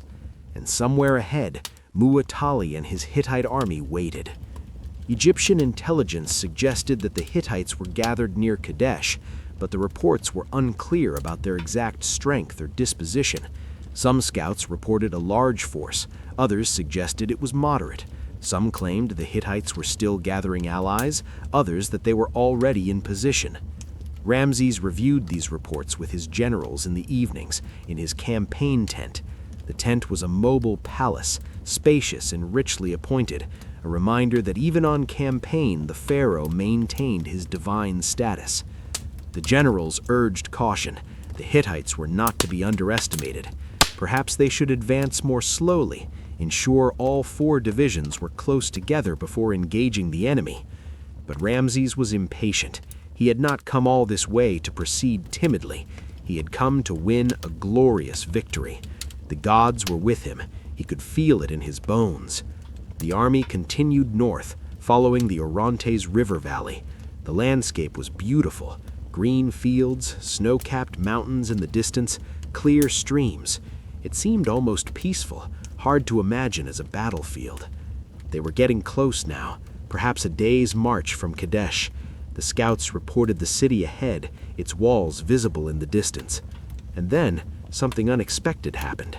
2 Bedouin tribesmen were captured by Egyptian outriders. They claimed to be deserters from the Hittite army. When brought before Ramses, they had startling news. Muwatalli and his Hittite army were far to the north, they said, near the city of Aleppo, still gathering forces. He was afraid to face the mighty Pharaoh. The road to Kadesh was open. The city was lightly defended. It was exactly what Ramses wanted to hear. The Hittites were afraid. They were unprepared. He could take Kadesh quickly before they could react. His generals were not so certain. The intelligence seemed too convenient. Perhaps it was a trap? But Ramses dismissed their concerns. These were simple tribesmen, frightened deserters. They had no reason to lie, and their story made sense. Of course Muwatalli was afraid. Of course he was delaying. He knew he could not stand against Egypt's might. The decision was made. They would advance rapidly with the Amun division, seize Kadesh before the Hittites could respond. The other divisions would follow as quickly as possible. It was a bold plan, perhaps too bold, but Ramses was young, confident, eager for glory, and he believed absolutely in his divine protection. The army broke camp the next morning in high spirits. The end of the march was in sight. Soon they would have their victory, their plunder, their glory. Soon they could return home as conquering heroes. Ramses stood in his chariot, the reins in his hands, the wind in his face. Ahead, visible now, the walls of Kadesh. Behind him, the division of Amun, Egypt's finest warriors. He felt no fear, no doubt, only anticipation. The trap was about to close, and the young pharaoh, so certain of his divinity, so confident in his invincibility, was about to face the greatest test of his life. Kadesh awaited, and with it, death and destiny. The morning sun rose over the plains of Syria, casting long shadows across the grasslands. The Orontes River glittered in the early light, its waters flowing peacefully past the ancient city of Kadesh. Birds sang in the trees. The air was still cool, not yet touched by the heat that would come later in the day. It seemed, in that moment, like any other spring morning, beautiful, peaceful, unremarkable. But this was the morning of a day that would echo through 3,000 years of history. This was the day when 2 empires would collide. The day when a young pharaoh's confidence would be shattered and reforged. The day when Ramses II would face death itself. It was May of the year 1274 BCE, in the 5th year of Ramses' reign, and the trap was about to spring. The division of Amun had marched quickly, eager to reach Kadesh. Ramses, believing the intelligence from the 2 captured Bedouins, had pushed ahead with his elite troops. Behind them, strung out along the road, came the other 3 divisions, Ra, then Ptah, then Seth. This was the first mistake, though Ramses did not yet realize it. His army was divided, stretched across miles of territory. The divisions were separated by hours of marching time. If something went wrong, they could not easily support each other. But Ramses saw no danger. The road was clear. The Hittites were far away near Aleppo, gathering their courage. Kadesh would fall quickly, and then he could secure the city and wait for his full army to assemble before advancing further. The division of Amun crested a rise, and there it was, Kadesh, sitting on its mound beside the river. The city walls, built of mud brick on stone foundations, rose above the surrounding plain. Inside, the inhabitants went about their morning routines, unaware of the Egyptian army approaching. Or so it seemed. Ramses ordered his division to make camp northwest of the city, on a slate elevation that provided a good view of the surrounding area. The location was tactically sound, high ground, near water, with clear sightlines. The soldiers began setting up the camp with practiced efficiency. Tents were erected, cookfires were lit, the horses were unharnessed from the chariots and led to water. Weapons were stacked. The men, tired from the long march, began to relax. Some ate, others rested in the shade. The tension of the approach march gave way to relief. They had arrived. They were safe. Soon they would fight, but for now they could rest. Ramses established his command tent at the center of the camp. His royal standard flew above it, the symbol of his presence, visible for miles. His personal guard formed a protective ring around it. His advisors and generals gathered to discuss the next steps. The plan was straightforward. Wait for the division of Ra to arrive. They were perhaps 2 hours behind. Then, with 2 divisions in position, they could begin operations against Kadesh. Perhaps a siege, perhaps an assault if the defenses proved weak. The other 2 divisions would arrive in time to help. It all seemed so simple, so safe. And then 2 Hittite scouts were brought before the pharaoh. They had been captured by Egyptian patrols on the outskirts of the camp. They were soldiers of the Hittite army, that much was clear from their equipment and appearance. Under questioning, and we can assume that questioning was not gentle, they told a very different story than the Bedouins had told. Muwatalli was not near Aleppo. He was not still gathering his forces. He was here, right here, behind Kadesh, hidden from Egyptian scouts by the bulk of the city and the ridge beyond it. The entire Hittite army, not just the regular forces, but auxiliary troops from allied kingdoms, troops from Anatolia, from Syria, from the mountains and valleys of the Hittite Empire, an army that outnumbered the Egyptians, waiting in ambush. The 2 Bedouins had been plants, deliberate misinformation, a ruse to lure the Egyptians into a trap, and Ramses had walked right into it. Imagine the moment when this realization struck home. The young pharaoh, so confident in his divine protection, suddenly understanding that he had made a terrible mistake, that his army was divided, that his elite division of Amun was isolated, separated from its support, and the enemy, the entire enemy army, was nearby. The generals reacted with alarm. Messages must be sent immediately to the other divisions. The division of Ra must hurry forward. Ptah and Seth must march at double time. The camp must be fortified. Defenses must be prepared. Ramses, to his credit, did not panic. He was young, but he had been trained for command. He gave orders quickly, decisively. Messengers rode out on the fastest horses. The camp, half constructed, was hastily improved. Soldiers were called to arms. Chariots were reharnessed. The relaxed atmosphere evaporated, replaced by controlled urgency. But it was already too late. The division of Ra was marching up the road toward Kadesh, expecting to join their comrades in a peaceful encampment. They were strung out in marching order, not prepared for battle. They were tired. They were thinking about rest and food, not about fighting. They never saw it coming. From behind the ridge east of Kadesh, the Hittite chariot force emerged. Not dozens, not hundreds, but thousands. The entire Hittite chariot arm held in reserve, waiting for precisely this moment. Hittite chariots were different from Egyptian ones. Heavier, carrying 3 men instead of 2, a driver, a warrior with a spear, and a shield bearer. They were slower than Egyptian chariots, but more stable, better suited to close-quarters combat, and there were so many of them. They fell upon the Egyptian division of Ra like a thunderbolt. The Egyptian troops, caught in marching column, had no time to form defensive formations. The chariots smashed into them with devastating force. Bronze spear points found flesh. Wheels crushed men beneath them. The organized column dissolved into chaos. Some soldiers tried to fight. The archers shot desperately at the oncoming enemy. Infantry formed small knots of resistance, shields locked, spears braced. But they were overwhelmed by sheer numbers and the shock of the surprise attack. Others ran. Discipline broke. Men threw down their weapons and fled toward where they thought safety lay, toward the camp of the Division of Amun, toward the Pharaoh. The Division of Ra, one of Egypt's premier military units, disintegrated. Not destroyed entirely. Many soldiers would survive, but broken as a fighting force. Within minutes, what had been 5,000 disciplined soldiers became a mob of terrified fugitives.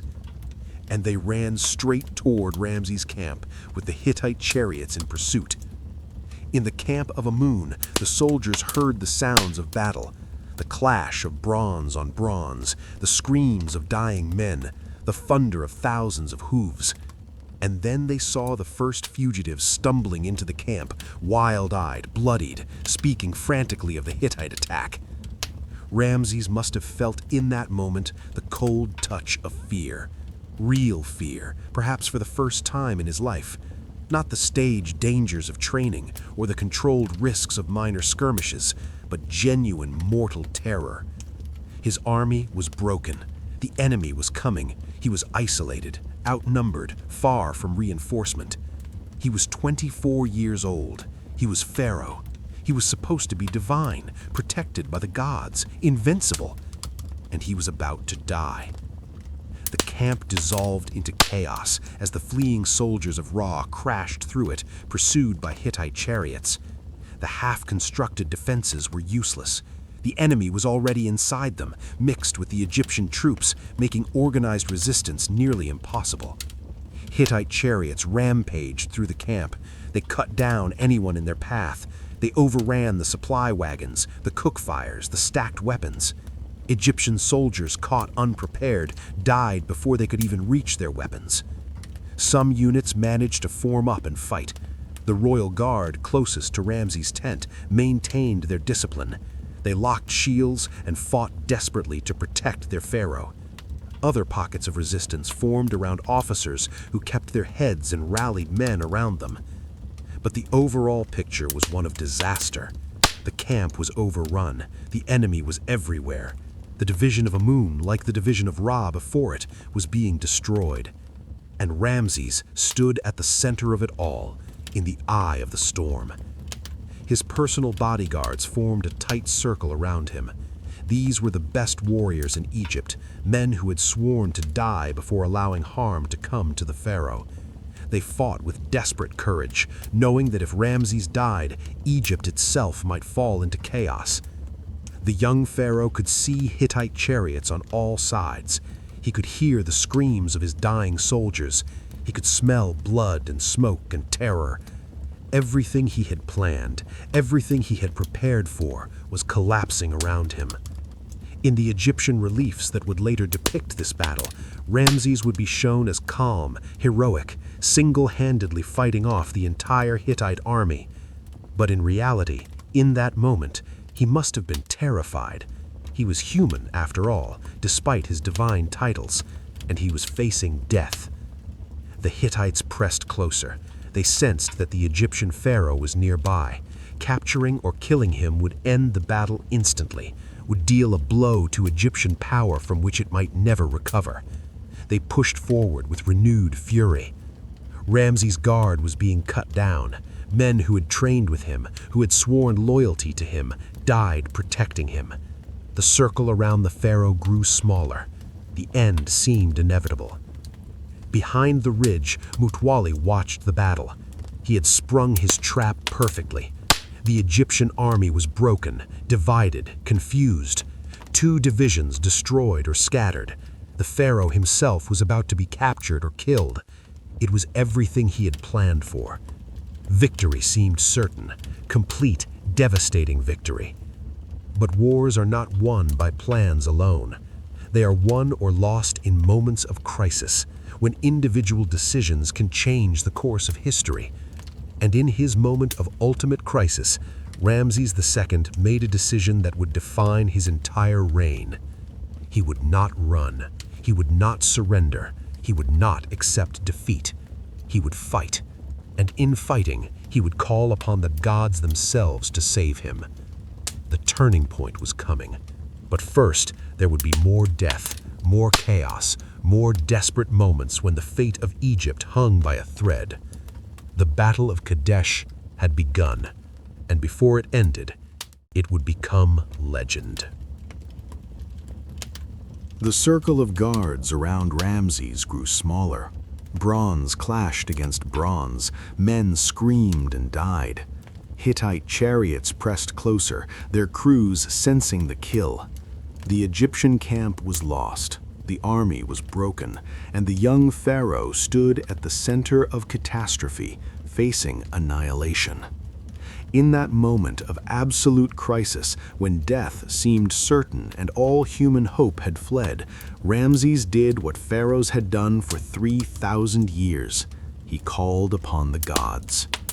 According to the account Ramses would later have carved on temple walls across Egypt, he cried out to Amun, the king of gods, his divine father. The prayer, preserved in hieroglyphic text, is one of the most personal documents we have from ancient Egypt, a glimpse into the mind of a terrified young man facing death. "I call to you, my father Amun," he cried. "I am among strangers, all alone, with none beside me. My infantry has abandoned me, my chariotry has fled, not one of them stood when I called. But I find Amun is worth more than millions of infantry, more than hundreds of thousands of chariots." The words ring with genuine terror, genuine desperation. This was not the confident pharaoh who had led his army north expecting easy victory. This was a young man who had made terrible mistakes and was about to pay the ultimate price for them. "I did everything for you, my father Amun," the prayer continues. "I built monuments in your name. I filled your temples with captives. I never neglected your wishes. And yet you have abandoned me?" There is almost accusation in the words. The pharaoh had kept his side of the divine bargain. He had been pious, had performed the rituals, had glorified the gods with offerings and temples. And now, when he needed divine protection most, where were the gods? But then, according to Ramses' account, something miraculous happened. Amun answered. The god's voice came to him, we are told, from across the miles, from the great temple at Karnak in distant Egypt. "I am with you," Amun said. "I am your father. My hand is with you. I am worth more to you than hundreds of thousands." And with that divine reassurance, Ramses found his courage again. The fear that had gripped him moments before vanished. He was Pharaoh. He was the son of Ra. He was the living Horus, and he would not die cowering behind his guards. What happened next became the centerpiece of Ramses' propaganda for the rest of his reign. It was carved on every major temple he built. It was recorded in poetry and prose. It became the defining moment of his kingship, the day the young pharaoh became Ramses the Great. According to the official account, Ramses charged into battle alone, not with his army. His army had fled or been destroyed. Not with his guards. They had been cut down defending him. Alone. Just himself, his chariot, and his divine fury. He donned his armor, if he had removed it. He took up the reins of his chariot and his bow, and he drove straight into the Hittite forces that surrounded him. The reliefs show him as larger than life, towering over the battlefield. His bow never misses. His arrows fly like divine lightning. Hittite chariots overturn in his path. Enemy soldiers fall in heaps before him. He is unstoppable, invincible, a force of nature given human form. I charged at them like Montu, the texts declare, referencing the falcon-headed war god. I made them taste the might of my hand in a moment. I slew them where they stood. They called out to one another, saying, "This is no man who is among us. This is Seth, great of strength. Baal is in his limbs." The account claims that the Hittites, witnessing this divine fury, believed they faced not a mortal pharaoh, but the gods themselves. They broke and fled before him. Ramses single-handedly turned the tide of battle. Now, we must pause here and ask the question that historians have debated for centuries. How much of this is true? Did Ramses really charge alone into the Hittite army? Did he really fight his way through thousands of enemies by himself? Did he really turn the battle through personal heroism? The answer, almost certainly, is not exactly. This is propaganda, the ancient equivalent of an action movie, designed to glorify the pharaoh and obscure the reality of what was a near disaster. But propaganda often contains kernels of truth, exaggerated and distorted, but based on real events. The reality was probably something like this. Ramses, facing death, did not simply hide behind his guards and wait for the end. That much seems clear. He fought. Perhaps he did lead a desperate countercharge with whatever troops remained loyal and organized around him. Perhaps his personal prowess in combat, and he was trained as a warrior from childhood, did make a difference in the chaos of close-quarters fighting. Egyptian pharaohs were expected to be warrior kings. They trained constantly. They were young, strong, at the peak of physical condition. Ramses may indeed have been formidable in combat, but he did not win the battle alone. He could not have. What saved him, what saved the Egyptian army, was something else entirely. The Nearim arrived. The Nearim were a military unit whose exact nature is debated by historians. They may have been elite troops. They may have been auxiliary forces from Egypt's coastal territories. They may have been reinforcements who had taken a different route to Kadesh. What matters is that they appeared on the battlefield at the crucial moment, when Ramses and his remaining troops were on the verge of annihilation. Perhaps they had heard the sounds of battle and marched toward it. Perhaps they had been delayed and were just arriving as planned, coincidentally at the perfect moment. We cannot know for certain. But suddenly, from an unexpected direction, fresh Egyptian troops appeared on the battlefield. Not broken, fleeing remnants, but organized units ready to fight. The Hittites, who had been on the verge of victory, suddenly found themselves caught between Ramses' desperate defenders and this new force. The tide of battle shifted in an instant. The Hittite chariots that had been pressing in for the kill now found themselves in danger of being surrounded. Their advantage of surprise was gone. The Egyptian troops who had been fleeing now rallied, seeing hope where there had been only despair. The battle, which had seemed decided, suddenly became fluid again. Ramses seized the moment. With the Nearim engaging the Hittite forces, he rallied whatever troops he could gather from the wreckage of his camp. The royal guard, depleted but still fighting. Soldiers from the division of Amun who had maintained discipline. Survivors from the division of Ra who had rallied and returned to fight. It was not the organized, overwhelming force he had led north from Egypt. It was a desperate, improvised fighting force held together by willpower and the pharaoh's presence.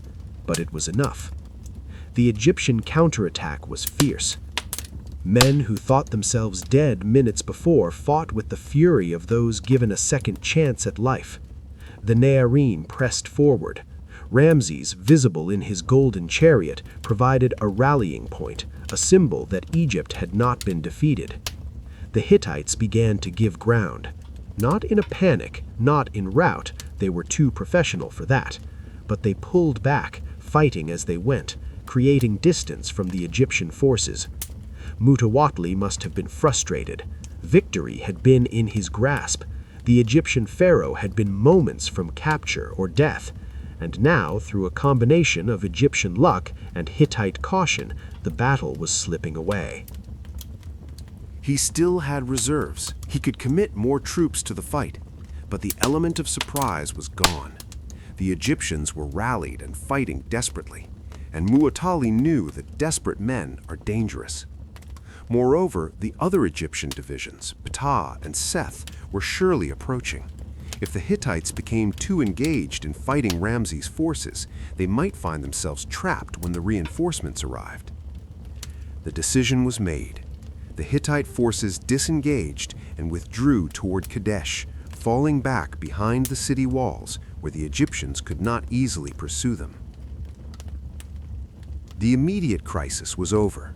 The Egyptians held the battlefield, or what was left of it. The camp was a shambles, littered with dead and wounded. Equipment was scattered everywhere, but they had survived. As the sun began to set on that blood-soaked day, both sides assessed the situation. From a purely tactical standpoint, the Battle of Kadesh was at best a draw. The Egyptians had been caught by surprise, had suffered severe casualties, and had failed to take their objective. 2 of their 4 divisions had been mauled. The Hittites had inflicted heavy losses and achieved surprise, but had failed to destroy the Egyptian army or capture the pharaoh. Neither side could claim complete victory. Neither side had been definitively defeated. That night, as the Egyptians tended their wounded and reorganized their forces, Ramses must have reflected on how close he had come to disaster. His confidence had led him into a trap. His impetuousness had nearly destroyed Egypt's army. His belief in his own invincibility had almost gotten him killed. But he had also learned something crucial. He had faced death and survived. He had fought when others had fled. He had, whatever the truth of the exact details, shown courage in the moment of crisis. And in the politics of ancient empires, perception often mattered more than reality. Over the following days, there was more fighting around Kadesh. The divisions of Ptah and Seth arrived. Skirmishes took place, but there was no decisive engagement. Both armies remained in the area, neither willing to risk another major battle. Eventually, without any formal agreement, both sides withdrew. The Hittites retained control of Kadesh. The Egyptians marched back south, taking with them whatever wounded could be moved and whatever plunder they had managed to seize. By any objective measure, the campaign had been a failure. Ramses had set out to capture Kadesh and drive the Hittites from Syria. He had done neither. He returned to Egypt with a battered army and unfulfilled objectives. But Ramses understood something that would define his entire approach to kingship. The truth matters less than the story people believe. By the time he reached Egypt, the narrative was already being crafted. The disaster was rewritten as triumph. The near defeat became a glorious victory. And Ramses, who had been moments from death, became the hero who had single-handedly defeated the enemy through divine favor and personal courage. The reliefs and inscriptions that would cover temple walls for the rest of his reign told this story, not of mistakes and near disasters, but of a young pharaoh blessed by the gods, invincible in combat, crushing Egypt's enemies through his own might. Was it dishonest? By modern standards, certainly. But in the ancient world, where divine kingship depended on maintaining the image of pharaonic power, it was necessary. A pharaoh who admitted mistakes, who acknowledged near defeat, would undermine the entire foundation of his authority. So Kadesh became a victory. the greatest victory, the defining moment of Ramses' reign. And in a strange way, it worked. The propaganda was so effective, so pervasive, that even the Hittites seemed to have believed some of it. In their own records, while they claimed victory, there was also a new wariness about Egyptian power, a recognition that the young pharaoh was formidable. More importantly, Ramses himself seemed to believe the narrative he created. The near disaster at Kadesh did not make him more cautious. Instead, it convinced him of his divine protection. He had called on Amun, and Amun had answered. He had faced death, and the gods had saved him. This would shape everything that followed: his building projects, his military campaigns, his approach to kingship. All of it bore the mark of a man who believed he had been personally chosen by the gods for greatness. The Battle of Kadesh was over, but its echoes would resound for the rest of Ramses' long life and for 3,000 years beyond. The young pharaoh who had ridden north so confidently was gone. In his place stood Ramses the Great, forged in the fires of battle, convinced of his divine destiny. And he was just getting started. The road back to Egypt was long and somber. The army that had marched north with such confidence now trudged south, carrying its wounded, its losses weighing heavily on every soldier's mind. The division of Ra had been shattered. The division of Amun had been mauled. Thousands of men who had left Egypt expecting glory now lay dead in Syrian soil or had been captured by the Hittites. But Ramses rode at the head of his army with his head held high, the double crown still upon his head, his bearing unchanged. If he felt doubt or regret, he showed none of it. A pharaoh could not show weakness. A pharaoh could not admit mistakes, and so he did not. As they crossed back into Egyptian-controlled territory, moving through Canaan and down toward the Delta, messengers rode ahead. They carried news of the campaign, but it was news carefully shaped, already transforming into the narrative that Ramses wanted Egypt to hear. The pharaoh had marched north. He had faced the entire Hittite army. He had been betrayed by cowardly troops who fled, but he, personally, had stood firm. He had called upon Amun. He had fought with divine strength. He had driven the enemy back. He had triumphed. Kadesh itself remained in Hittite hands, a temporary situation. The cowardly enemy had hidden behind city walls rather than face the pharaoh's might in open battle. It was not a failure. It was merely unfinished business. By the time Ramses reached the borders of Egypt proper, the story had crystallized. This had not been a near disaster. It had been a glorious victory, proof of the pharaoh's divine favor and personal heroism. Egypt, eager for good news, accepted the narrative. The common people had no way to verify what had really happened hundreds of miles away in Syria. They knew only what they were told, that their young pharaoh had faced terrible odds and prevailed through his own courage and the favor of the gods. The temples began their work almost immediately.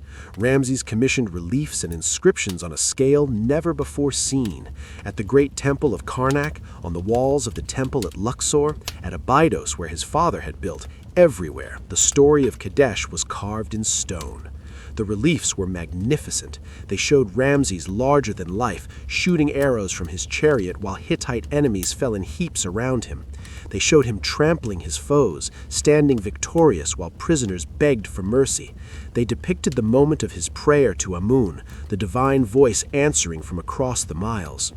And there was text, long poetic accounts of the battle. The poem of Pentower, as it came to be known, told the story in flowing Egyptian verse. The bulletin, a more prosaic account, provided what purported to be factual details. Both versions emphasized the same themes: Ramses' isolation, his courage, his divine protection, his single-handed triumph. The propaganda was so thorough, so pervasive that it became the accepted truth. Generations of Egyptians would grow up knowing the story of Kadesh, how their great pharaoh had faced impossible odds and won through divine favor. But propaganda, however effective at home, did not change the strategic situation. Syria remained contested. The Hittites still controlled Kadesh and the territories around it, and Mu'attali, despite Ramses' claims of victory, had no intention of yielding. The conflict was far from beginning. In fact, it was only beginning.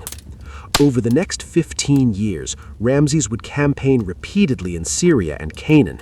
Nearly every year, when the season was right and the roads were passable, Egyptian armies marched north. Not always with the pharaoh leading them. He had learned caution, if not humility, but often enough that it was clear he had not abandoned his ambitions. These campaigns were smaller than the great expedition to Kadesh, a few thousand men rather than 20,000, targeted operations rather than attempts at decisive battle.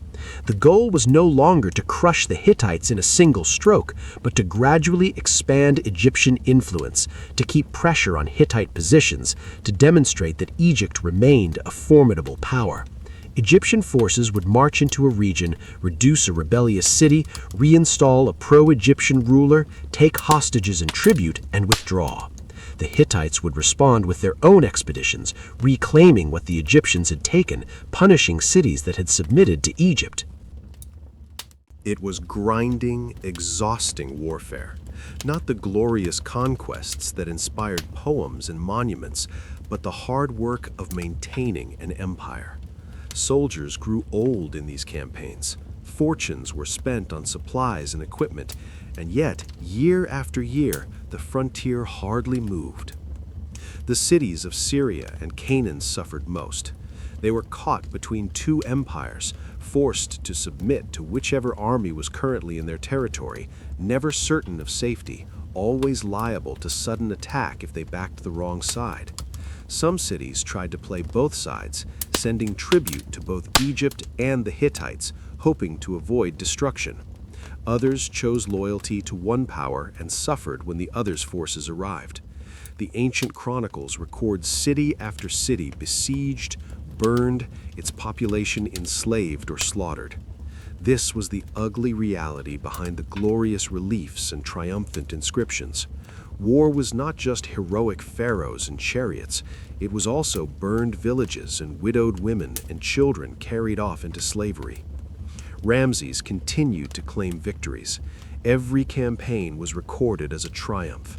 The reliefs showed him conquering, always conquering.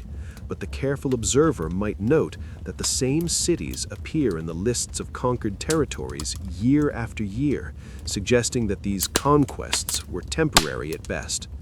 The Hittites, for their part, made similar claims. Their own inscriptions spoke of victories over Egypt, of Egyptian defeats, of tribute received.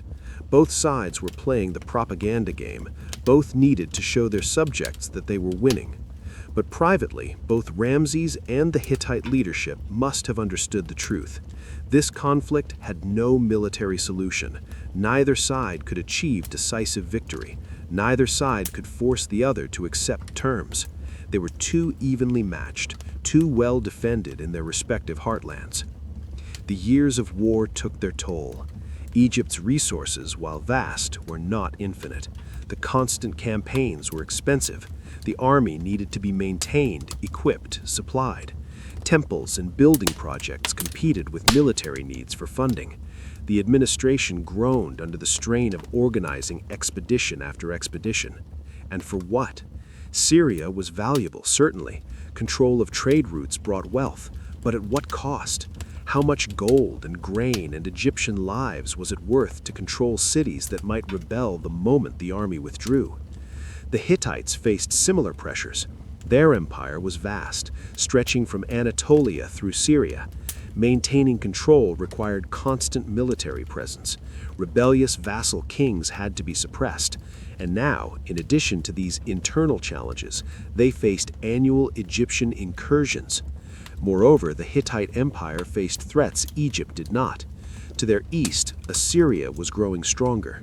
To their west, the confederation of kingdoms in Anatolia required management.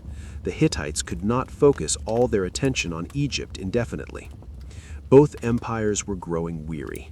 Both were beginning to question whether the struggle was worth the cost. But neither could afford to appear weak. Neither could simply abandon their claims without losing face, without inviting other enemies to test their strength. They were locked in a stalemate, bleeding resources and lives in a conflict neither could win, but neither could afford to lose. Ramses, entering his second decade of rule, was no longer the brash young pharaoh who had marched to Kadesh expecting easy victory. He had learned, through hard experience, the limits of military power. He understood that the world was more complex than the propaganda suggested, but he also understood the necessity of that propaganda. Egypt needed to believe in his strength. The empire needed to see a confident, victorious pharaoh.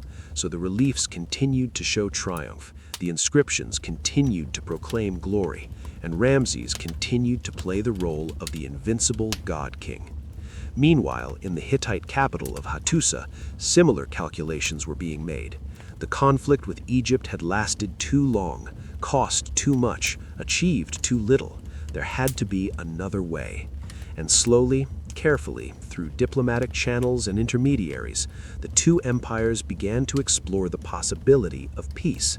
Not surrender, not the admission of defeat, but perhaps accommodation, perhaps a recognition that some conflicts cannot be resolved by force alone.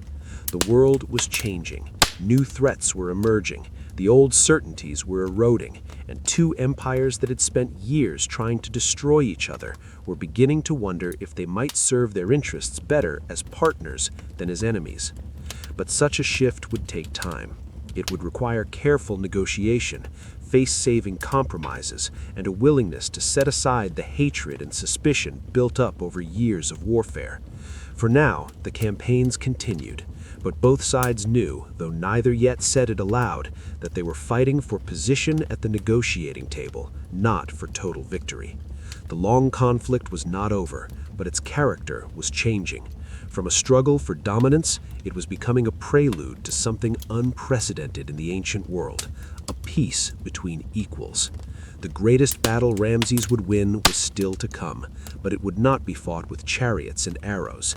It would be fought with words and diplomacy, and its monument would not be carved in stone, but written on clay tablets in the languages of two empires. The road to peace was long, but Ramses and his Hittite counterparts had begun, slowly, to walk it. In the year 1272 BCE, news reached Egypt from the north. Muwatalli II, the Hittite king who had commanded the army at Kadesh, was dead. The great adversary, the warrior king who had nearly destroyed Ramses' army, had passed from the world of the living. His death changed everything. Succession in the Hittite Empire was rarely simple. Muwatalli's son, Urhi-Teshub, ascended to the throne, taking the name Mursili III. He was young, perhaps too young, and lacked his father's experience and political acumen. The Hittite nobility watched him with uncertainty. Among those watching most carefully was Muwatalli's brother, Hattusili. He was a capable general, an experienced administrator, a man who had served the empire faithfully for decades. And he believed, with growing conviction, that his nephew was not fit to rule. The power struggle that followed lasted for years. Finally, around 1267 BCE, Hattusili made his move, in what was either a justified intervention to save the empire or a cynical coup. Depending on one's perspective, he deposed his nephew and claimed the throne for himself, taking the name Hattusili III. Urhi-Teshub fled into exile, eventually finding refuge among Egypt's enemies. The new Hittite king faced a legitimacy crisis. Many in the empire questioned his right to rule. He needed to consolidate his power, to demonstrate that his reign would bring stability and prosperity. And he needed to end the ruinous conflict with Egypt. Ramses, watching these developments from his palace in Egypt, understood the opportunity. Here was a new Hittite king, one whose position was not entirely secure, one who might be willing to negotiate what Muwatalli never would have considered. Moreover, Ramses himself was changing.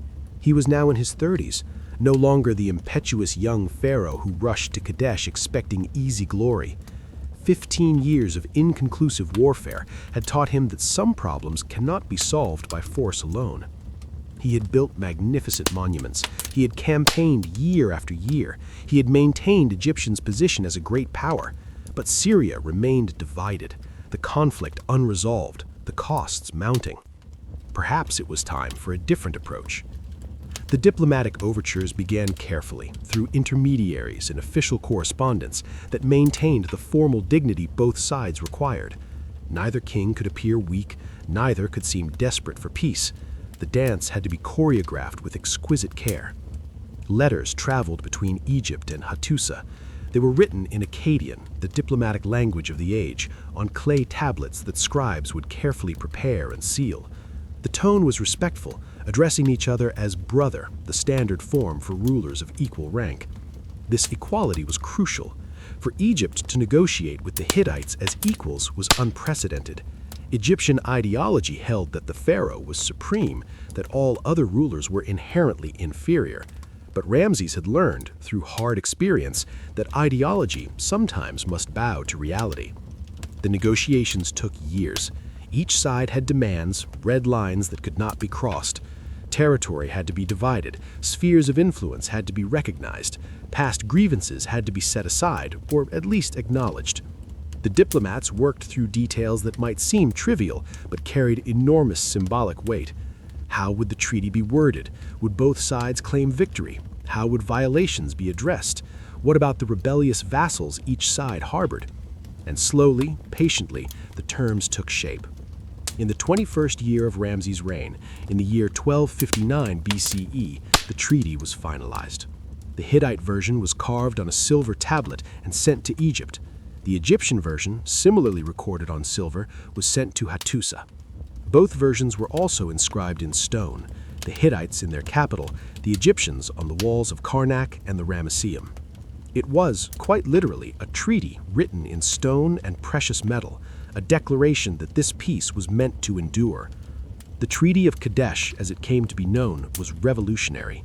Nothing quite like it had existed before in the documented history of the ancient world. Previous treaties had been between victors and vanquished, conquerors and conquered. They had been dictations, not negotiations. But this was different.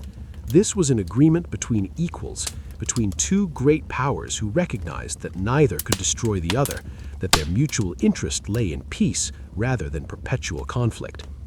The terms were carefully balanced. The border between the Egyptian and Hittite spheres of influence in Syria was formally recognized. Kadesh, the city that had been the flashpoint for conflict, remained under Hittite control, a concession that must have been difficult for Ramses, given all the blood spilled there. But both sides gained security. Neither would face constant raids and invasions from the other. Resources could be redirected from military campaigns to internal development. The exhausting cycle of attack and counterattack could finally end. The treaty included provisions that seem remarkably modern: a mutual defense pact. If either empire was attacked by a third party, the other would provide military assistance. An extradition agreement: rebels and fugitives from one empire could not find sanctuary in the other. This was particularly important to Hattusili, given that the deposed Ur-Hiteshu was living in exile in territories friendly to Egypt. And crucially, the treaty was sworn by the gods of both nations. Ramses swore by Amun, Ra, Seth, and the other Egyptian deities. Hattusili swore by the storm god of Hatti and the sun goddess of Arina. The gods themselves were invoked as witnesses and guarantors. To break such a treaty was not just political betrayal, it was sacrilege. The surviving copies of the treaty are matter-of-fact in their language, focused on practical details. But we can imagine the emotions involved in its creation. Two empires that had been enemies for generations, that had lost thousands of soldiers fighting each other, were now declaring eternal friendship. For Ramses, the treaty was both a triumph and a compromise. He could not claim to have conquered the Hittites, could not add them to the list of nations prostrate before the pharaoh's might, but he had achieved something perhaps more valuable: stability. The northern border was secure. Egypt could focus on other matters, and the propaganda machine could work with this. The treaty was presented not as a compromise born of exhaustion, but as the Hittites recognizing Egyptian supremacy and suing for peace. The reliefs showed Hittite envoys bringing tribute, not diplomatic correspondence. The inscriptions spoke of the pharaoh graciously granting peace to a humbled enemy. The truth was more complex, but truth was always complex. What mattered was the narrative. But the treaty alone was not enough. To truly cement the peace, to transform enemies into allies, something more was needed. Something personal, something that would bind the two royal families together in a way that could not easily be undone. A marriage alliance. In the 34th year of Ramses' reign, 15 years after the treaty was signed, a Hittite princess arrived in Egypt. She was a daughter of Hattusili III, sent to become one of Ramses' wives. The marriage was political, certainly, arranged by diplomats and sealed with formal agreements, but it was also deeply symbolic. The journey of the princess from Hattusili to Egypt was a major undertaking.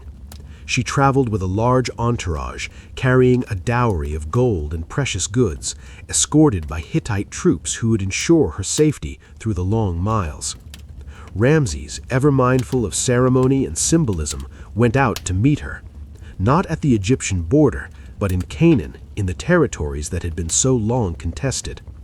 The meeting was carefully staged to project the image of the great pharaoh graciously receiving tribute from a subject nation. But there was also genuine diplomacy at work. Letters between Ramses and Hattusili before the marriage show a warmth that goes beyond mere formality. They addressed each other as brothers. They expressed hopes for lasting peace and friendship.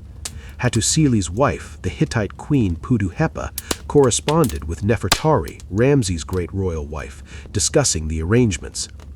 These were not just rulers conducting business. They were, in their way, becoming family. The Hittite princess, whose Egyptian name became Mad-Horneferure, was received with great ceremony. She was given the title of Great Royal Wife, a position of high honor. A temple relief shows her arrival, depicting her as smaller than Ramses, as befitting Egyptian artistic convention, but still as a figure of importance. The marriage sealed the peace in a way treaties alone could not. Now the pharaoh of Egypt and the king of the Hittites were not just allies, but relations. Any attack on one would be an attack on the other's family. The bonds of kinship, however politically motivated, added weight to the bonds of treaty.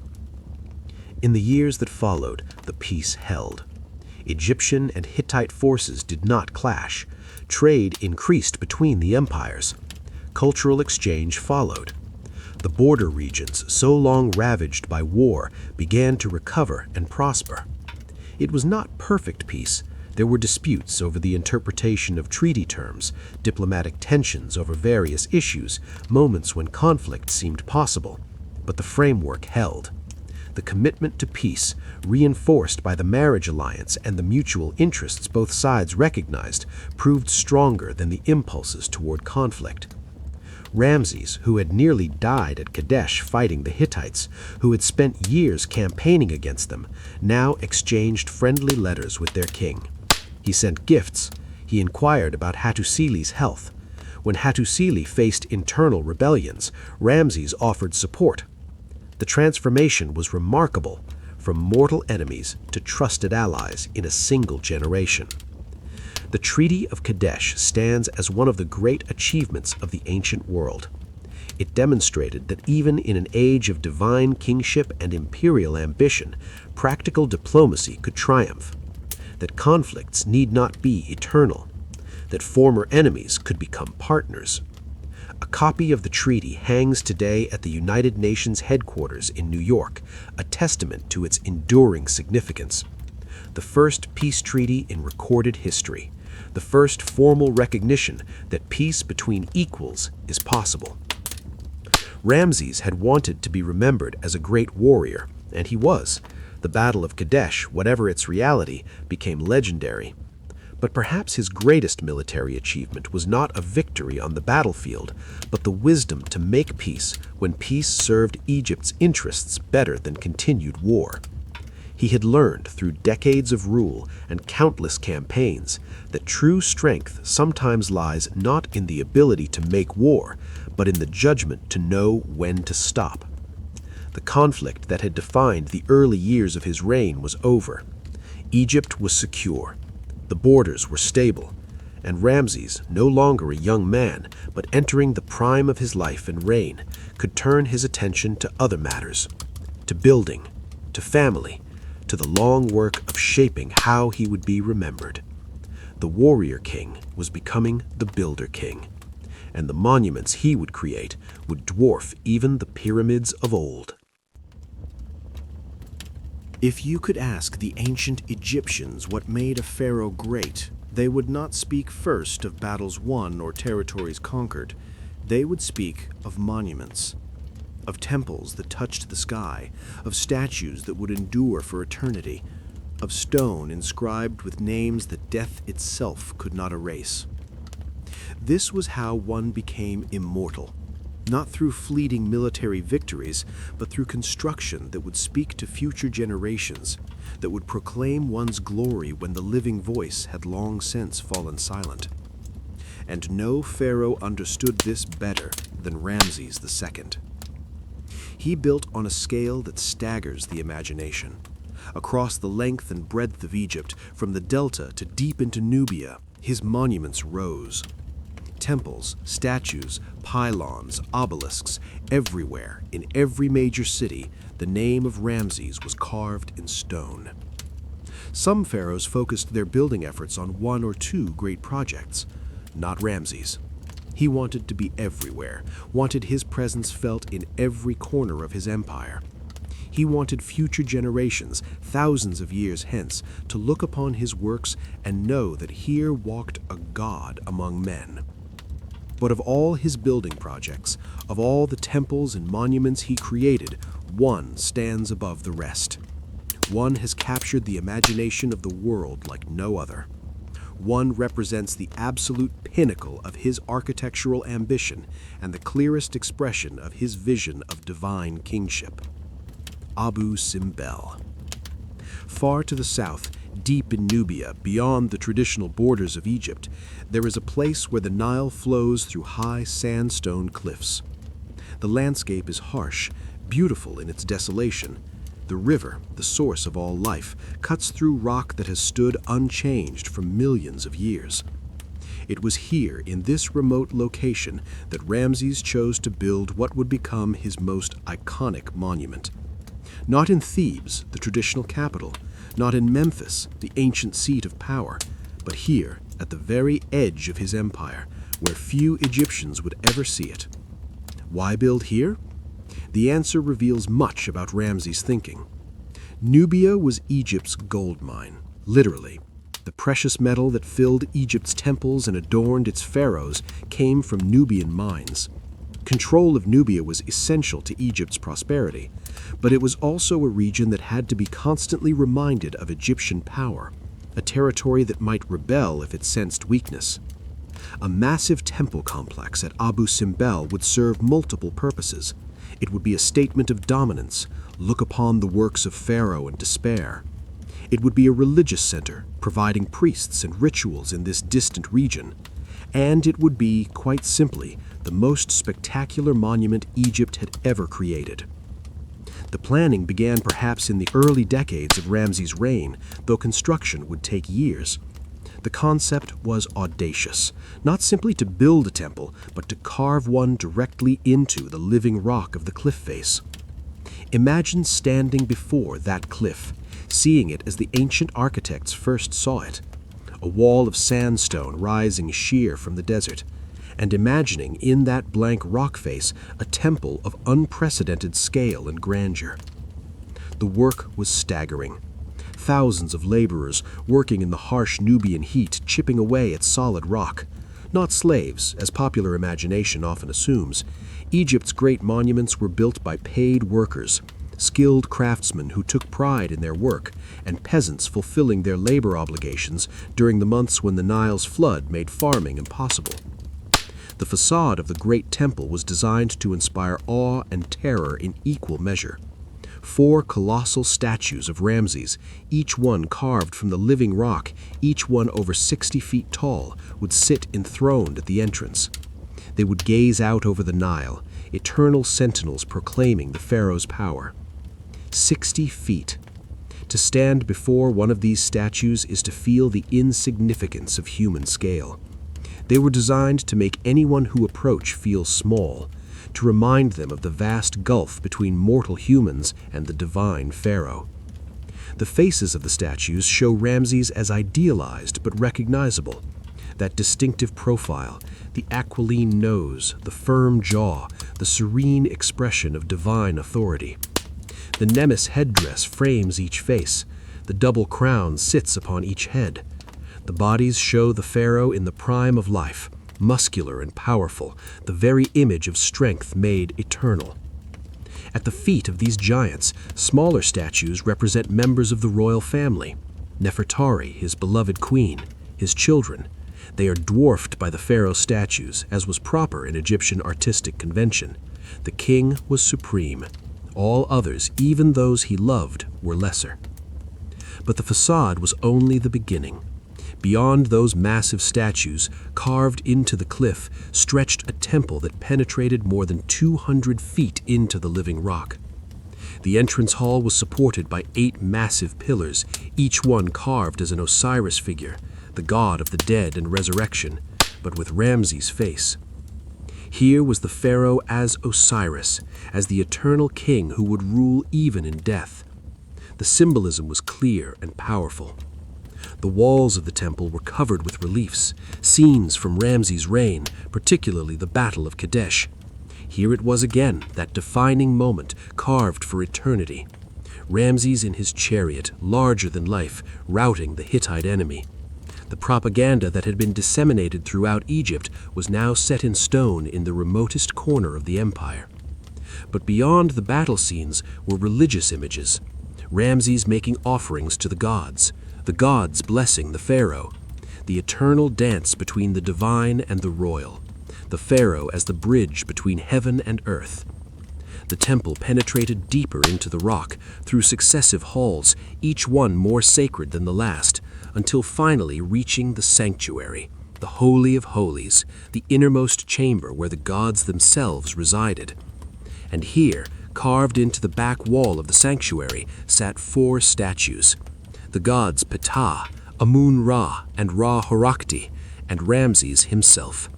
The pharaoh seated as an equal among the gods, not serving them, not worshipping them, but sitting beside them as one of their number.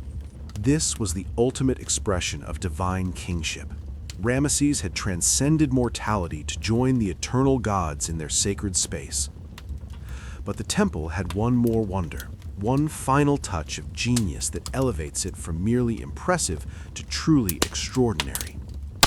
Twice a year, on dates that correspond roughly to February 21st and October 21st, dates that may have been significant in Ramesses' life, perhaps his birthday and coronation day, the rising sun aligns perfectly with the temple's axis.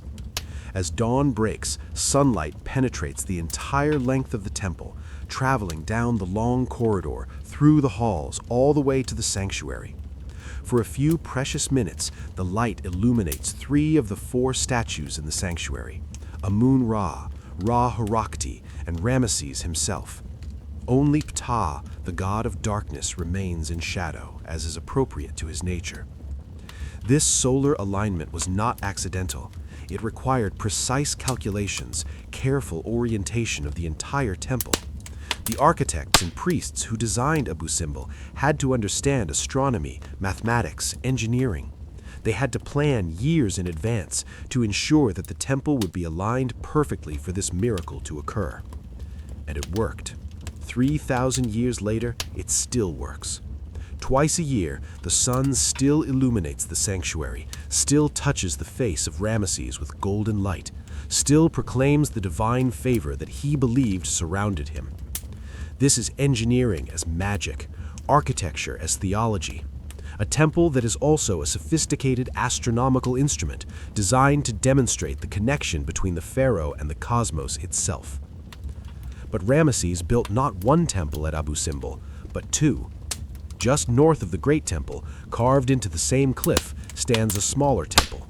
Smaller, but still magnificent, still unprecedented in its conception and execution. This temple was dedicated to the goddess Hathor, but also to Nefertari, Ramesses' great royal wife, his beloved companion. The facade shows 6 standing figures, each about 30 feet tall. 4 are Ramesses, 2 are Nefertari. The queen is shown the same size as the pharaoh, an honor almost never granted to royal wives. In Egyptian art, the pharaoh was always dominant, always larger. But here, Nefertari stands as Ramesses' equal. Above the entrance, an inscription dedicates the temple, "For whose sake the very sun does shine." It refers to Nefertari. The most powerful man in Egypt, the living god, the conqueror of nations, had built a temple for his wife and described her in terms usually reserved for deities. This was more than political necessity or diplomatic gesture. This was love, or as close to it as we can discern across 3,000 years of cultural distance. Ramesses, who had many wives, who would father over 100 children, who could have any woman in Egypt, seems to have genuinely cherished Nefertari above all others. The interior of her temple was equally beautiful. Reliefs showed her participating in divine rituals, making offerings to the gods, standing beside her husband in eternal devotion. The art was more delicate than in the Great Temple, more concerned with beauty than with overwhelming power. Together, the 2 temples of Abu Simbel represented the fullness of Ramesses' vision. The Great Temple was power made manifest, a declaration of divine kingship that could never be ignored or forgotten. The smaller temple was grace and devotion, a monument to the human connections that even god-kings needed. The construction of Abu Simbel took decades. The workers who began the project may not have lived to see it completed. But year by year, the vision took form. Stone by stone, the living rock was transformed into something that transcended stone. When it was finally finished, when the last chisel stroke had been made and the last paint applied, for the temples were originally painted in brilliant colors, now long faded, Abu Simbel stood as one of the wonders of the ancient world. And it served its purpose. Nubians passing by on the river saw those massive statues and knew the power of Egypt. Priests performed their rituals in the temple, maintaining the cosmic order. Ramesses' name was proclaimed to the heavens and to the generations yet unborn. The irony, of course, is that this monument, built in the most remote corner of Egypt, would become one of the most famous Egyptian sites in the world. When European explorers rediscovered Abu Simbel in the early 19th century, half buried in sand, they were stunned.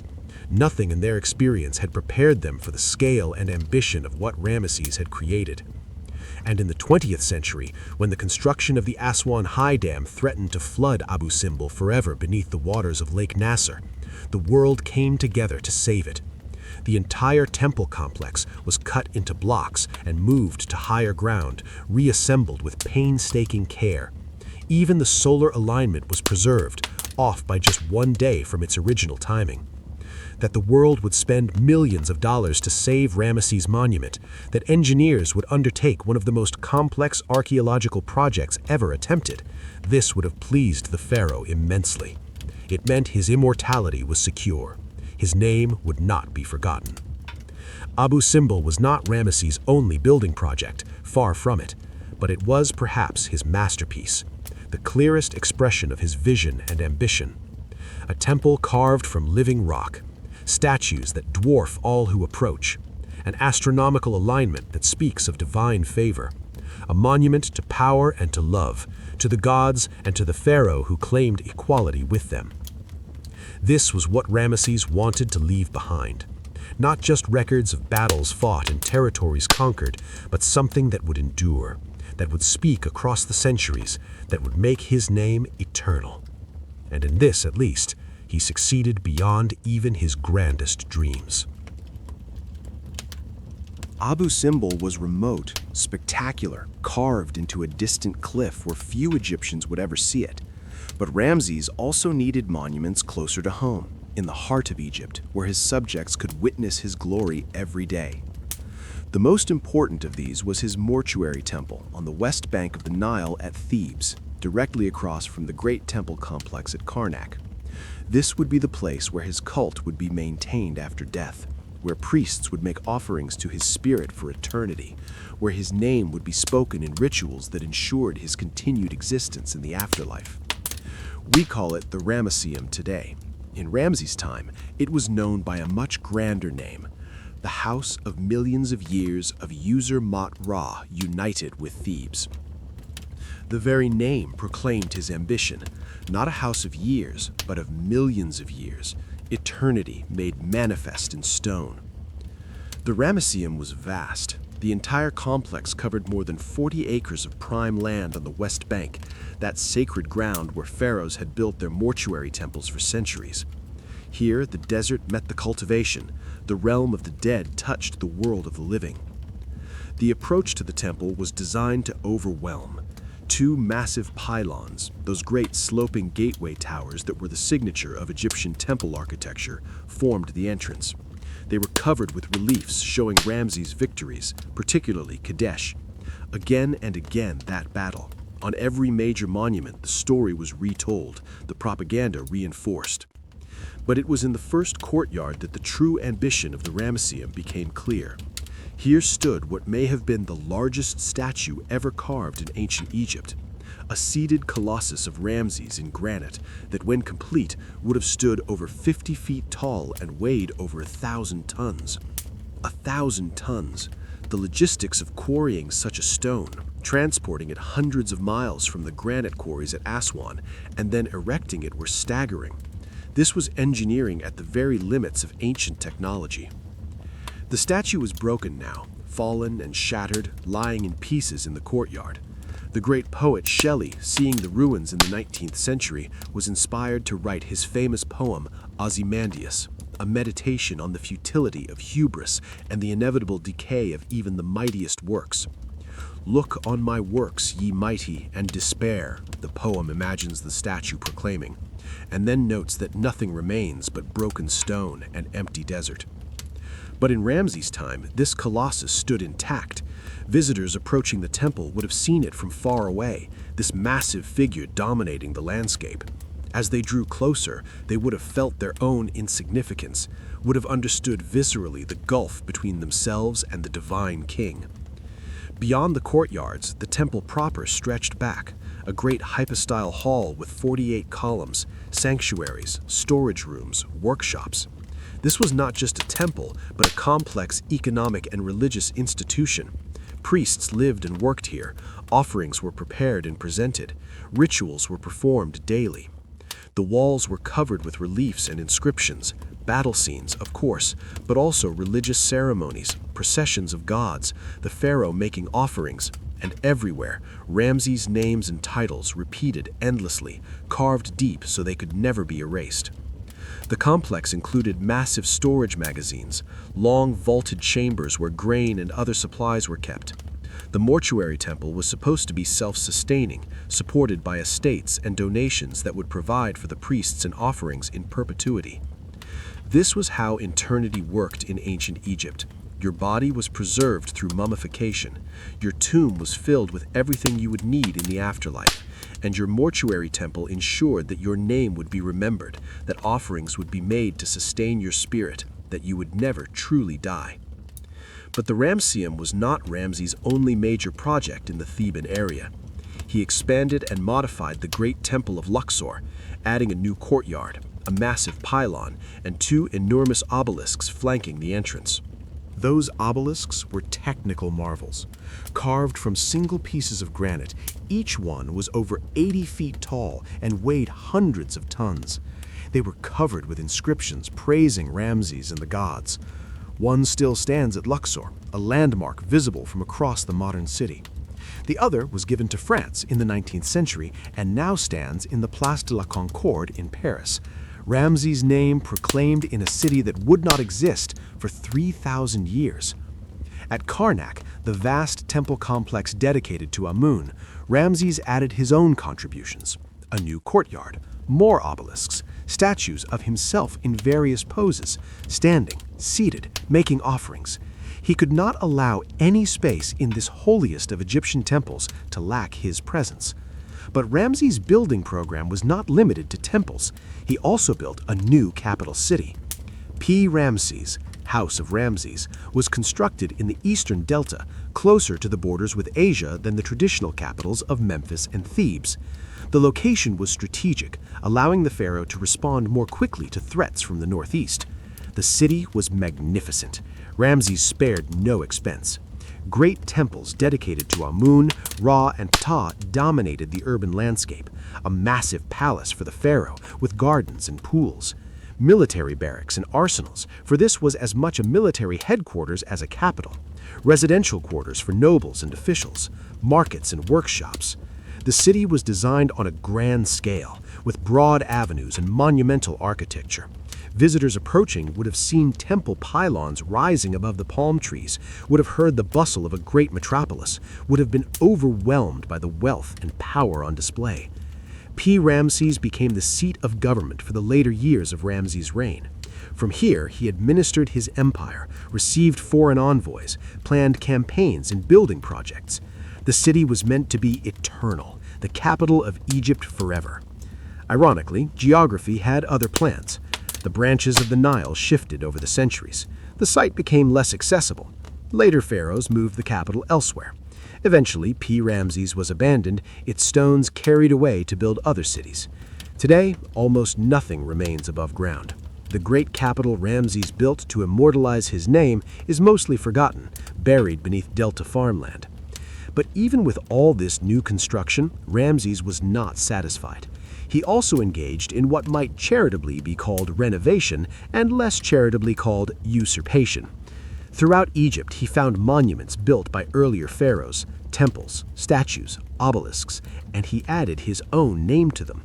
Sometimes this was subtle, an inscription added here, his cartouche carved there, as if he had built or restored the monument. Sometimes it was blatant, earlier pharaohs' names chiseled away and replaced with his own. This practice, called usurpation, was not unique to Ramses.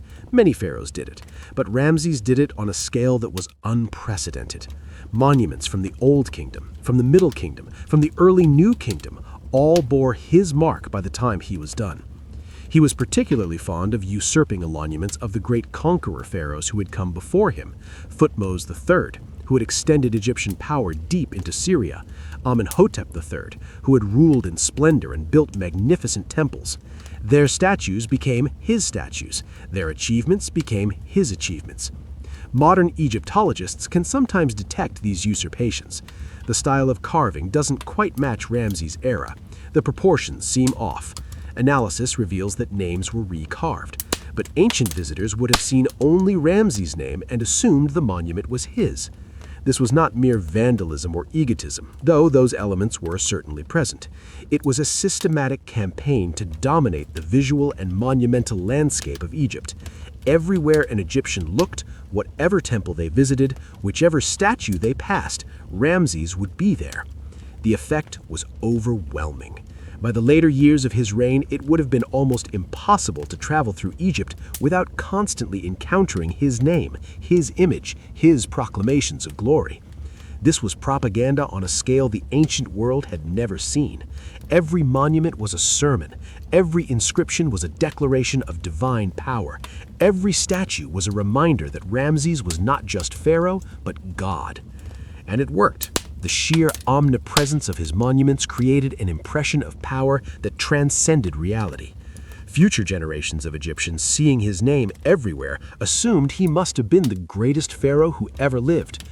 Even when his actual accomplishments were ambiguous, Kadesh was a stalemate, not a victory. His building program, while vast, was partly theft from earlier pharaohs. His reign, while long, faced challenges he did not always successfully overcome. The monuments proclaimed unambiguous triumph. Ramses understood something profound about power and memory, that controlling the narrative matters more than the underlying facts, that repetition creates truth in the minds of those who hear it, that if you proclaim your greatness loudly enough and often enough, people will believe it. This was not cynicism. Ramses seems to have genuinely believed in his own divinity, his own greatness. The monuments were not lies to him. They were truth as he understood it. He was the son of Ra. He had been chosen by the gods. His victories were ordained by divine will. The monuments simply proclaimed what was already real. And there was something almost desperate in this endless building, this compulsive need to carve his name everywhere, as if without these monuments he might be forgotten, as if immortality had to be seized, claimed, demanded through sheer force of will and weight of stone. He was racing against death itself, building faster, larger, more numerous monuments than any pharaoh before him, trying to construct an immortality that could not be denied, a legacy that could not be erased. And in the end, he succeeded. 3,000 years later, when most pharaohs are forgotten or known only to scholars, Ramses II remains famous. His monuments still stand, his name is still recognized around the world. Abu Simbel, the Ramesseum, the temples at Karnak and Luxor, P. Ramses even in ruins, and dozens, hundreds of other monuments, large and small, all bearing his mark. He wanted to be remembered. He wanted to be immortal, and through stone and ambition and the sheer scale of his building program, he achieved it. But monuments alone do not make a life.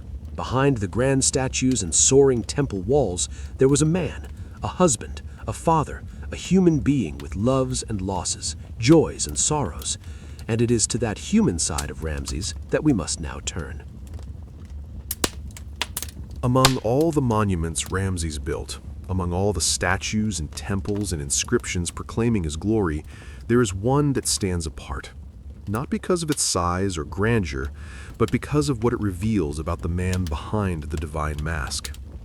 It is a tomb, a chamber cut into the rock of the Valley of the Queens, across the river from Thebes, and it was built for a woman named Nefertari.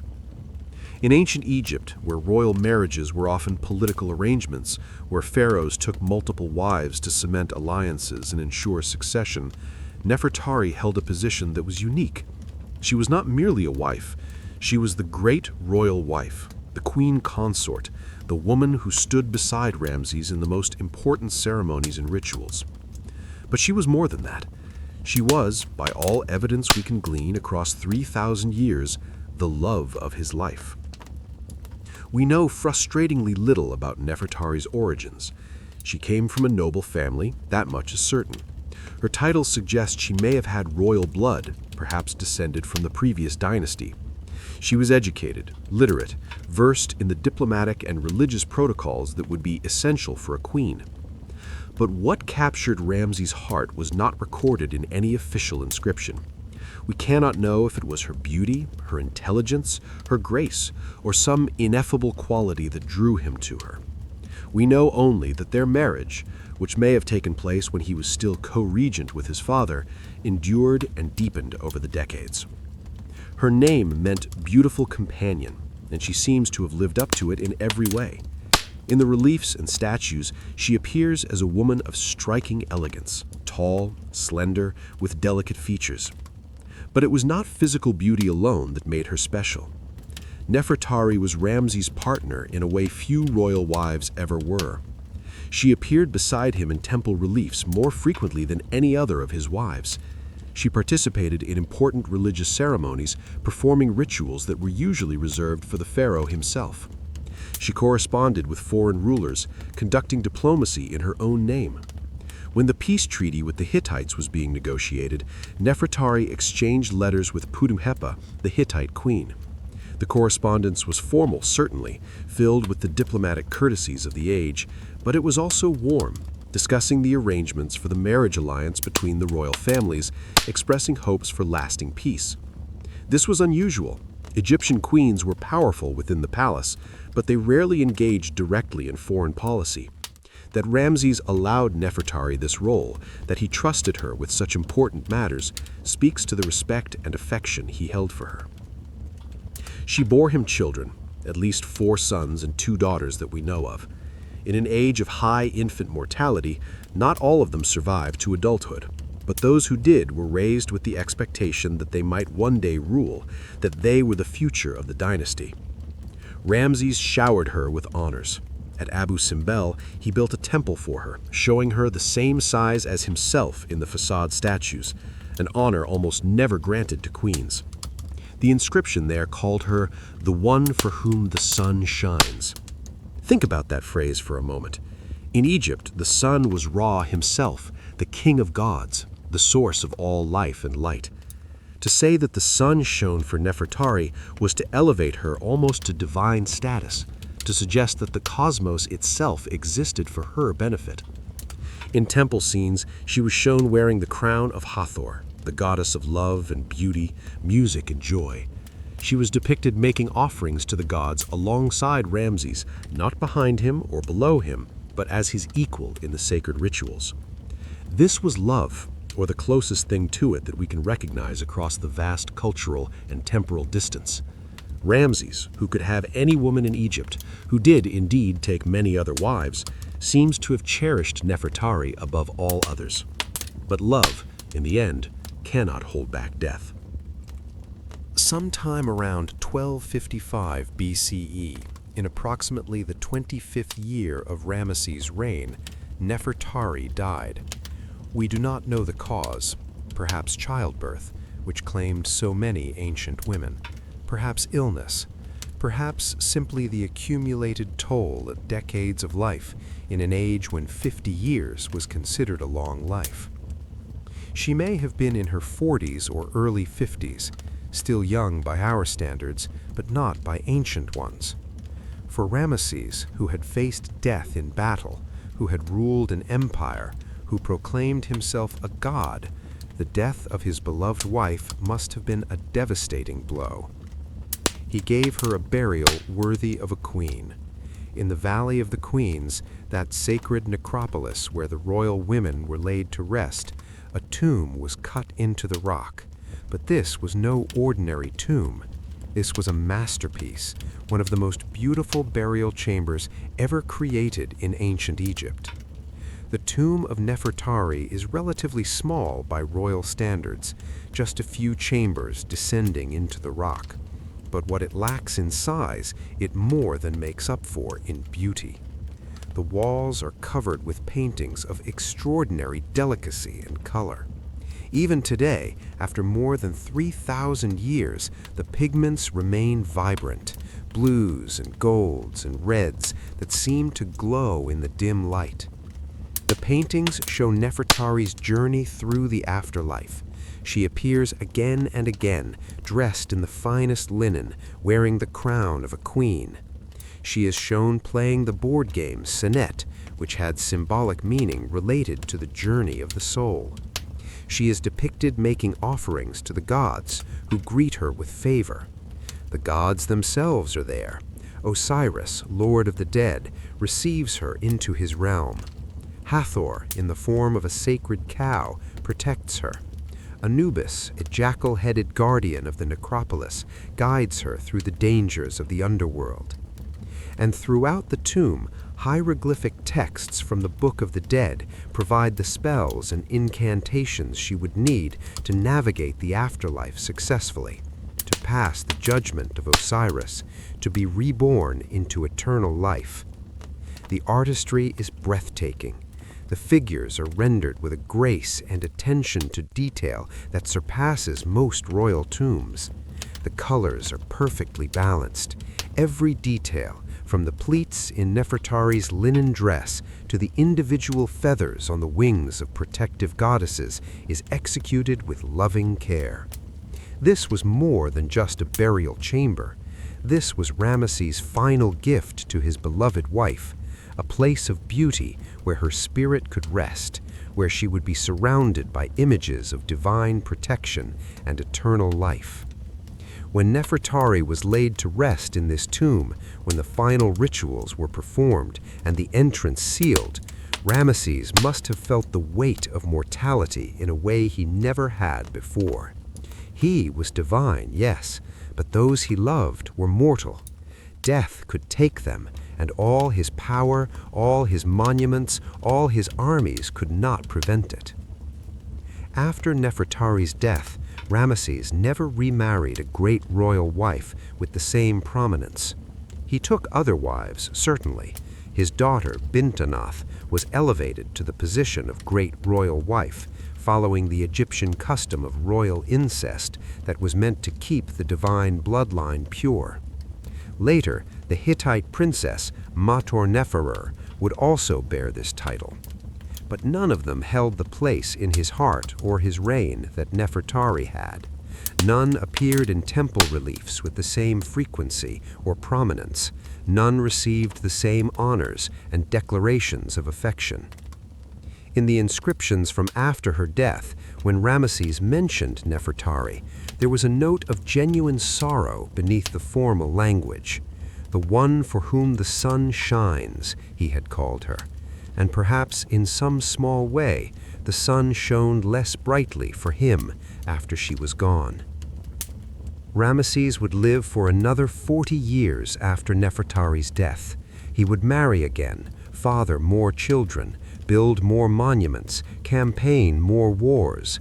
He would become the longest reigning pharaoh in Egyptian history, the eternal king who seemed to defy death itself. But the man who had everything, power, glory, divine status, monuments that would endure for millennia, could not keep the one thing that perhaps mattered most, could not keep the beautiful companion who had walked beside him through the years of his youth and middle age. Nefertari was gone, but her tomb remained, a testament to their love, a masterpiece of ancient art, a place of beauty carved from rock and grief and devotion. And in that tomb, painted on the walls in colors that would outlast empires, Nefertari lives still, forever young, forever beautiful, forever making her journey through the afterlife toward the eternal dawn. It is perhaps the most human monument Ramesses left behind, not a proclamation of power or propaganda, but something more intimate, a husband's farewell to his wife, a king's acknowledgement that even gods someday must face loss. Sleep now and dream of her, the beautiful companion, the queen who was loved, walking through painted halls toward an eternal eternity. Nefertari may have held Ramses' heart, but she was far from his only wife. In ancient Egypt, particularly for pharaohs, marriage was as much about politics and dynasty as it was about love. And Ramses, who ruled for 66 years and was determined to secure his family's hold on the throne, married many times. The exact number of his wives is unknown, the records are incomplete, and many women who bore the title of royal wife left little trace in history. But we can identify at least 8 principal wives, and there were certainly others, lesser wives, concubines, women who shared the pharaoh's bed but never achieved prominence at court. After Nefertari, the most important was Nofret, who may have been Ramses' second wife, or perhaps married him around the same time as Nefertari. She was the mother of several of his most important children, including Kayamwaset, who became the high priest of Ptah in Memphis, and eventually Ptah, who would succeed Ramses as pharaoh. Nofret never achieved the prominence of Nefertari. She appears less frequently in temple reliefs, held fewer official titles, seems to have played a smaller role in public ceremonies, but she was nonetheless important, particularly as the mother of the future king. Then there were the diplomatic marriages, the Hittite princess Mot-Horn-Neferure, who sealed the peace treaty with her marriage to Ramses, possibly other foreign princesses sent by allied or vassal kings to cement relationships with Egypt.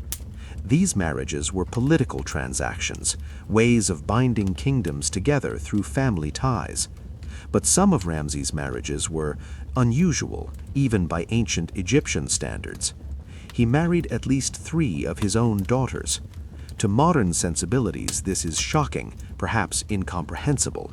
But in ancient Egypt, particularly in the royal family, such marriages were not unheard of.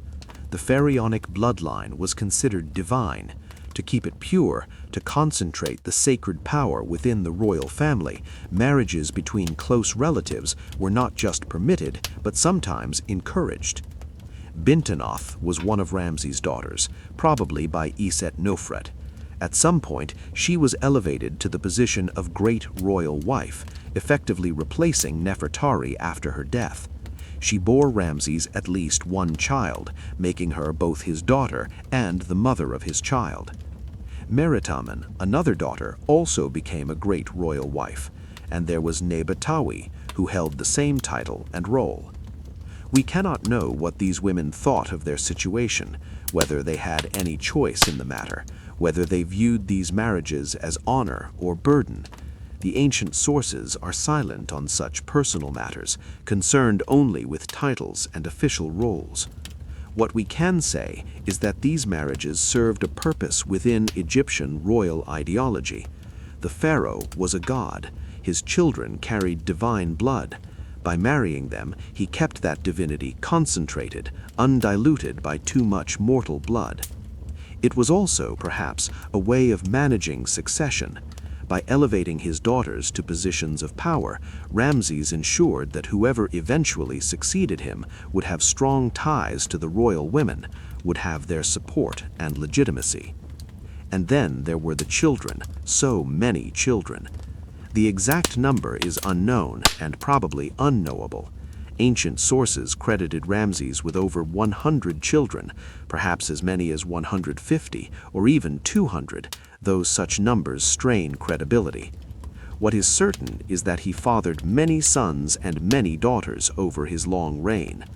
The walls of some temples show processions of royal princes and princesses, their names carefully inscribed, their positions in the hierarchy clearly marked. These were not merely children, they were the future of the dynasty, potential pharaohs and queens, high priests and administrators. They were investments in Egypt's future, living proof of Ramses' vitality and divine favor. The sons were particularly important. In Egyptian succession, the throne typically passed to the pharaoh's son, ideally the eldest son of the great royal wife. But with so many wives and so many sons, the situation was complex. Ramses seems to have involved many of his sons in governance from an early age. They were given titles, assigned important religious and administrative roles, sent on missions throughout the empire. This was training, preparation for the day when one of them would rule. The eldest son, Amun-Hirkopeshev, was groomed for succession. He appeared in temple reliefs, participated in military campaigns, learned the arts of kingship. But he died before his father, perhaps in his 40s or 50s, an age that would have been an old man by ancient standards, but still younger than Ramses. Then there was Ramesses, Ramses' second or third son, who became crown prince after his older brother's death. He too was trained for rule, given important positions, and he too died before his father. And then Pharaoh had Wenemef, and Chaim Waset, a learned prince who became high priest of Ptah and was remembered in later Egyptian tradition as a great magician and scholar. He also died before his father. One after another, the sons died, some in battle, some from disease, some from the simple accumulated chances of mortality in an age without antibiotics or modern medicine. Ramses, blessed or cursed with extraordinary longevity, outlived them all. Imagine the grief. To bury one son is tragedy, to bury two is devastating, but to bury a dozen sons, perhaps more? To watch your carefully laid succession plans crumble again and again? To train a crown prince only to attend his funeral and begin training another? The tomb of Chaim Waset has a moving inscription. His father had loved him, had relied on him, had expected great things from him. And then he was gone, and Ramses had to adjust again, had to designate another son, had to face the reality that his extraordinary lifespan was destroying the orderly succession he had tried to establish. By the time Ramses reached his 70s and 80s, most of his older sons were dead. The succession had passed down through the ranks to sons born much later in his reign, sons who had never expected to rule, who had lived their entire lives in the shadow of older, more prominent brothers. This created problems. The later sons were less well known, less experienced in governance. Some were quite old themselves by the time they became crown prince, having lived half a century or more waiting for a throne that had seemed impossibly distant. The eventual successor was Medemta, Ramses' 13th son. 13th. He had 12 older brothers, all dead before their father. Medemta himself was probably in his 60s when he finally became pharaoh, an old man taking the throne of an exhausted empire. This was the dark side of Ramses' longevity. His long reign provided stability, yes, but it also meant that the succession was deeply disrupted. The men best trained to rule, the sons who had spent decades preparing, were dead. The man who finally inherited the throne was old, weary, facing challenges that would have taxed a younger, more vigorous ruler. Moreover, the royal family had become enormous and unwieldy, with so many children, grandchildren, and great-grandchildren, all of them technically royal, all of them with some claim to prestige and support. The court was crowded with princes and princesses competing for position and resources. Managing this extended family must have consumed significant time and energy. Ramses had to ensure that his children were provided for, given appropriate positions and honors. He had to mediate disputes between them. He had to prevent any one branch of the family from becoming too powerful and threatening the succession. Some of his children achieved great prominence. Waset, before his death, was widely respected as a scholar and priest. Bintanaf, as great royal wife, wielded significant influence. Others served as governors of distant provinces, as generals commanding armies, as high priests in major temples. They were scattered across Egypt and beyond, each one a representative of the pharaoh, each one bearing the responsibility and privilege of royal blood. They married into noble families, creating networks of kinship that bound the empire's elite to the throne. Their children, Ramses' grandchildren, continued this process, spreading royal blood throughout Egyptian society. In a way, Ramses was creating a new aristocracy based on his own lineage. Where earlier pharaohs had relied on existing noble families, Ramses was replacing them with his own descendants. It was a strategy for maintaining power, but it also created new tensions and complications. The daughters, while less prominent in the public record than the sons, were also important. They married foreign princes, sealing alliances. They married Egyptian nobles, rewarding loyalty. Some, as we have seen, married their father, becoming queens in their own right. We know the names of many of them: Bintanath, Meritamen, Nebetawi, Henutawi, but their individual stories are mostly lost to history. They existed in the sources primarily in relation to their father and brothers, their own thoughts and feelings unrecorded.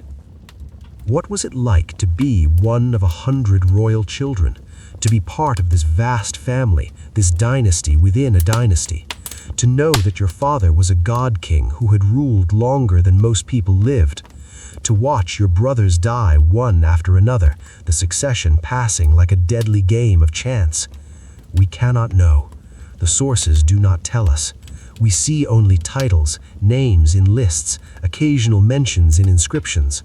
The human experiences behind these formal records remain hidden.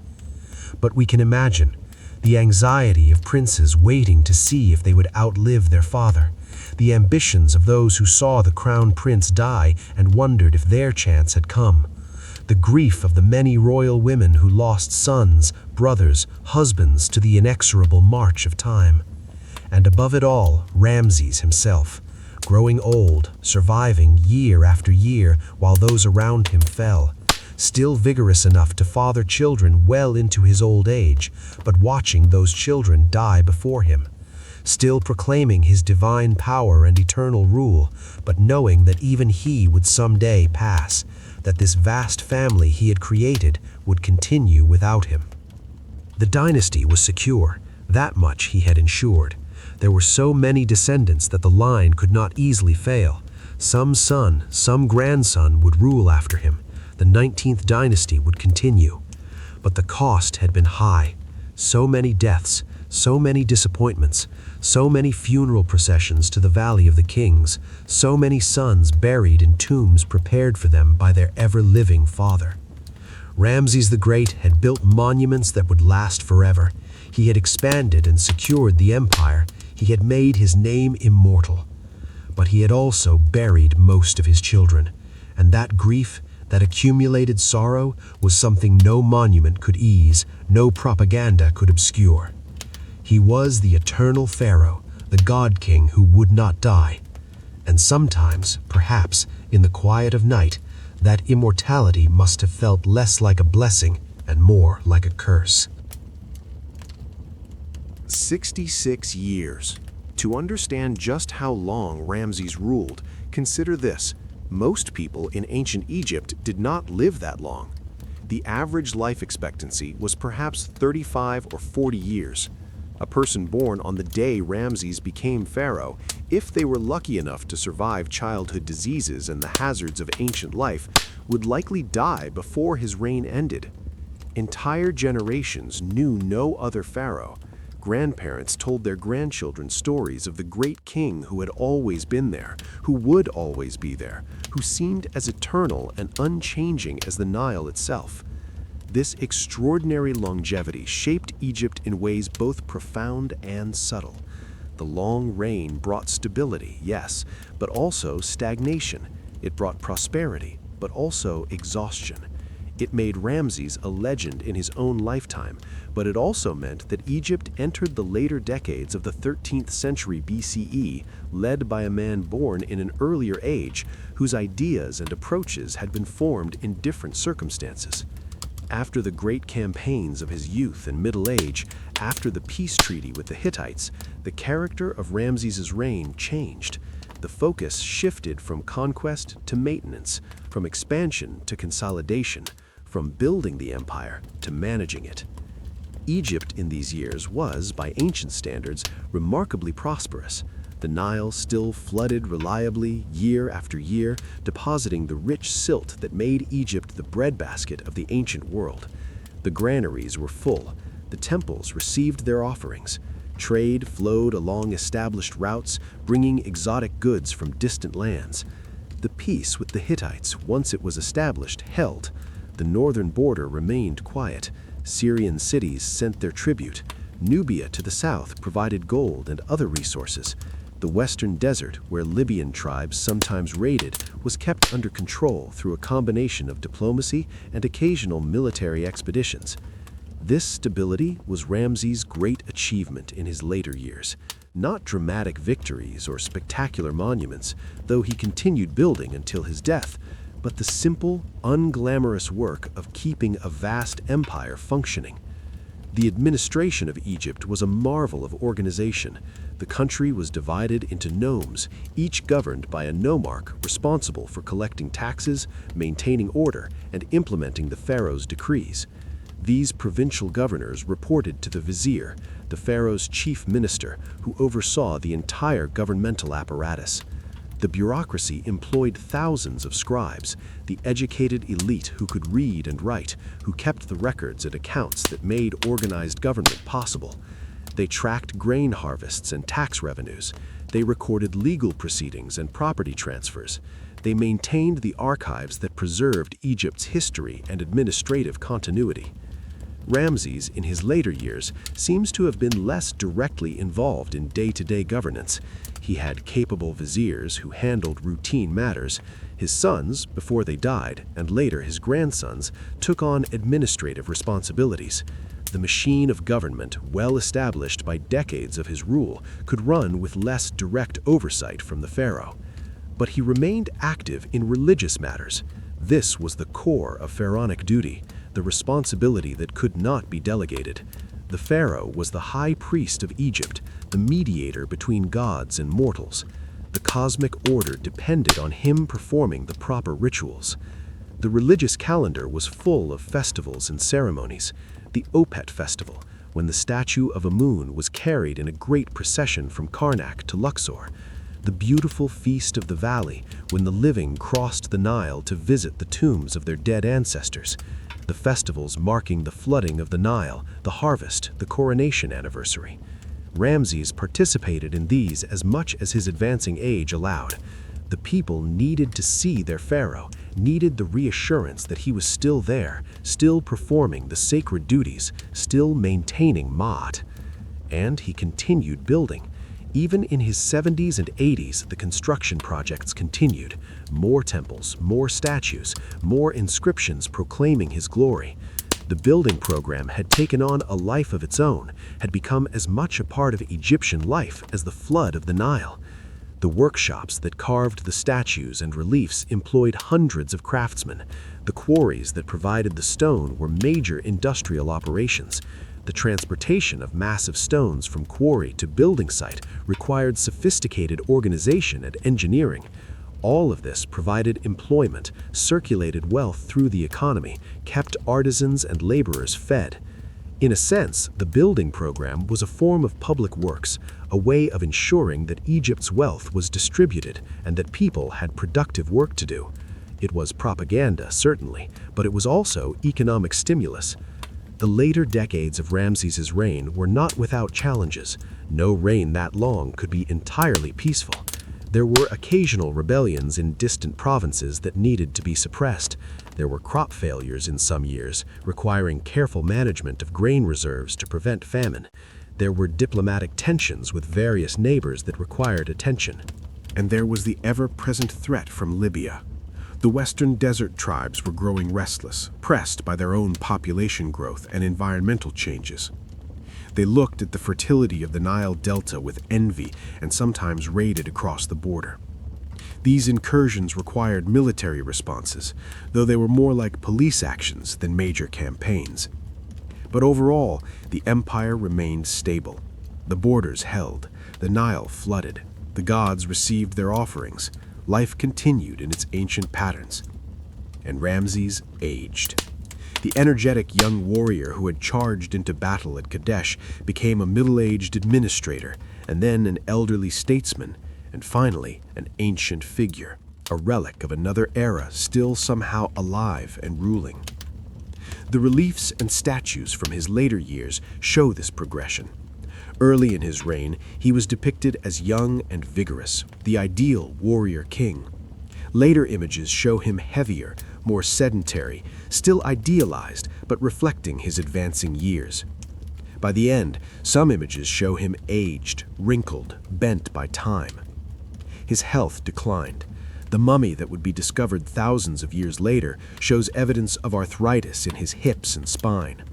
Dental problems, common in ancient Egypt, where bread was often contaminated with sand from the grinding stones, caused him pain. He likely suffered from the accumulated injuries and stresses of a long, active life. But he endured. Year after year, he continued. The festivals were performed, the administration functioned, the buildings rose. Egypt persisted under the rule of its eternal Pharaoh. For the younger generations, those born late in his reign, Ramses was more myth than man. They had no memory of Egypt without him. They could not imagine another Pharaoh. The world had always been this way, would always be this way. But those who remembered the early years of his reign, the wars and the building projects and the dramatic events, they grew old alongside him, and eventually they died. Ramses attended their funerals, outlived his friends and advisors, and even his enemies, became isolated in time, a survivor from an age that was passing. He must have felt this isolation, to be the last one left who remembered certain events, certain people, to look around the court and see faces he did not recognize, young officials who had been born decades into his reign, who knew him only as the ancient Pharaoh who had always ruled and always would. The world was changing around him too. The great age of the new kingdom was coming to an end, though no one yet knew it. The balance of power in the ancient Near East was shifting. New threats were emerging. The mysterious sea peoples who would soon devastate the eastern Mediterranean, the growing power of Assyria, the internal weaknesses appearing in both Egypt and the Hittite Empire. Ramses had been young when the world was stable, when Egypt's supremacy seemed assured. He grew old as that certainty began to erode, as the challenges became more complex, as the solutions less clear. But publicly, he maintained the image, the divine king, the eternal Pharaoh, the living Horus who would rule forever. The propaganda never wavered. The inscriptions continued to proclaim unending triumph. The statues showed him as powerful and eternal. This was necessary. To admit age, to acknowledge weakness, would undermine the entire ideology on which his rule was based. The pharaoh was a god. Gods did not grow feeble. Gods did not suffer the indignities of mortality. And so he continued to play the role, even as his body betrayed him, even as the world he had known disappeared around him, even as he faced the reality that even pharaohs, even gods walking among mortals, must eventually face death. But not yet, not for many years yet. The old king endured, season after season, flood after flood, festival after festival. Egypt had become accustomed to his presence, comfortable with the stability his long reign provided, perhaps too comfortable, perhaps too dependent on the one man who had ruled for so long that no one could remember anything. And when he finally fell, when death finally claimed even the great Ramses, the shock would reverberate through a kingdom that had forgotten that pharaohs could die, that reigns could end, that change was inevitable no matter how massive the monuments or how deep the inscriptions. But that end was still to come. For now, in these long middle years, Egypt endured under its eternal king. The Nile rose and fell. The seasons turned. The festivals were celebrated. The buildings rose. And Ramses, impossibly old, impossibly enduring, continued to rule the land he had shaped in his own image. The final act was approaching, but the old king was not ready to exit the stage. Ramses was over 90 years old, perhaps 91, in an age when 40 was considered a full life, when 60 was ancient. He had lived more than twice the span allotted to most mortals. He had ruled for 66 years. He had seen empires rise and fall. He had outlived enemies and friends, wives and children, an entire generation of humanity. And still, he endured. But the body that had once ridden into battle, that had driven chariots across deserts and stood for hours performing sacred rituals, was finally failing. Age had caught up even with the God King. His once powerful frame was bent. Arthritis had settled deep into his joints, making every movement painful. His teeth, worn down by decades of eating bread contaminated with sand from the grinding stones, caused constant discomfort. He likely suffered from abscesses, infections that antibiotics might have cured, but which in the ancient world meant chronic pain. His hearing was probably diminished. His eyesight, once sharp enough to shoot arrows from a moving chariot, had faded. The vigor that had defined his youth was gone, replaced by the frailty that comes to all who live long enough.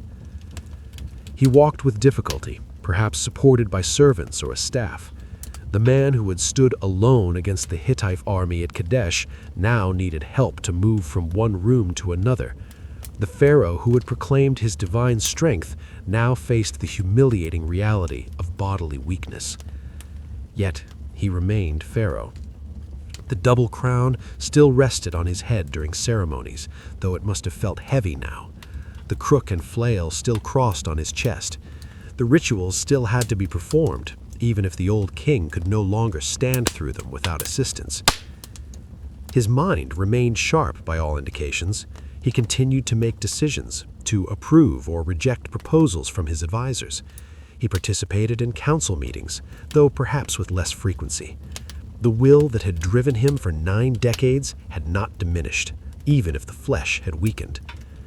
But he must have known that the end was approaching. The signs were unmistakable. The body could only endure so much.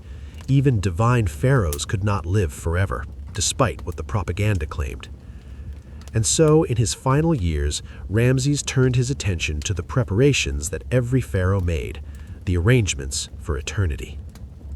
His tomb in the Valley of the Kings had been under construction for decades. This secret necropolis carved into the cliffs across from Thebes held the remains of Egypt's greatest rulers.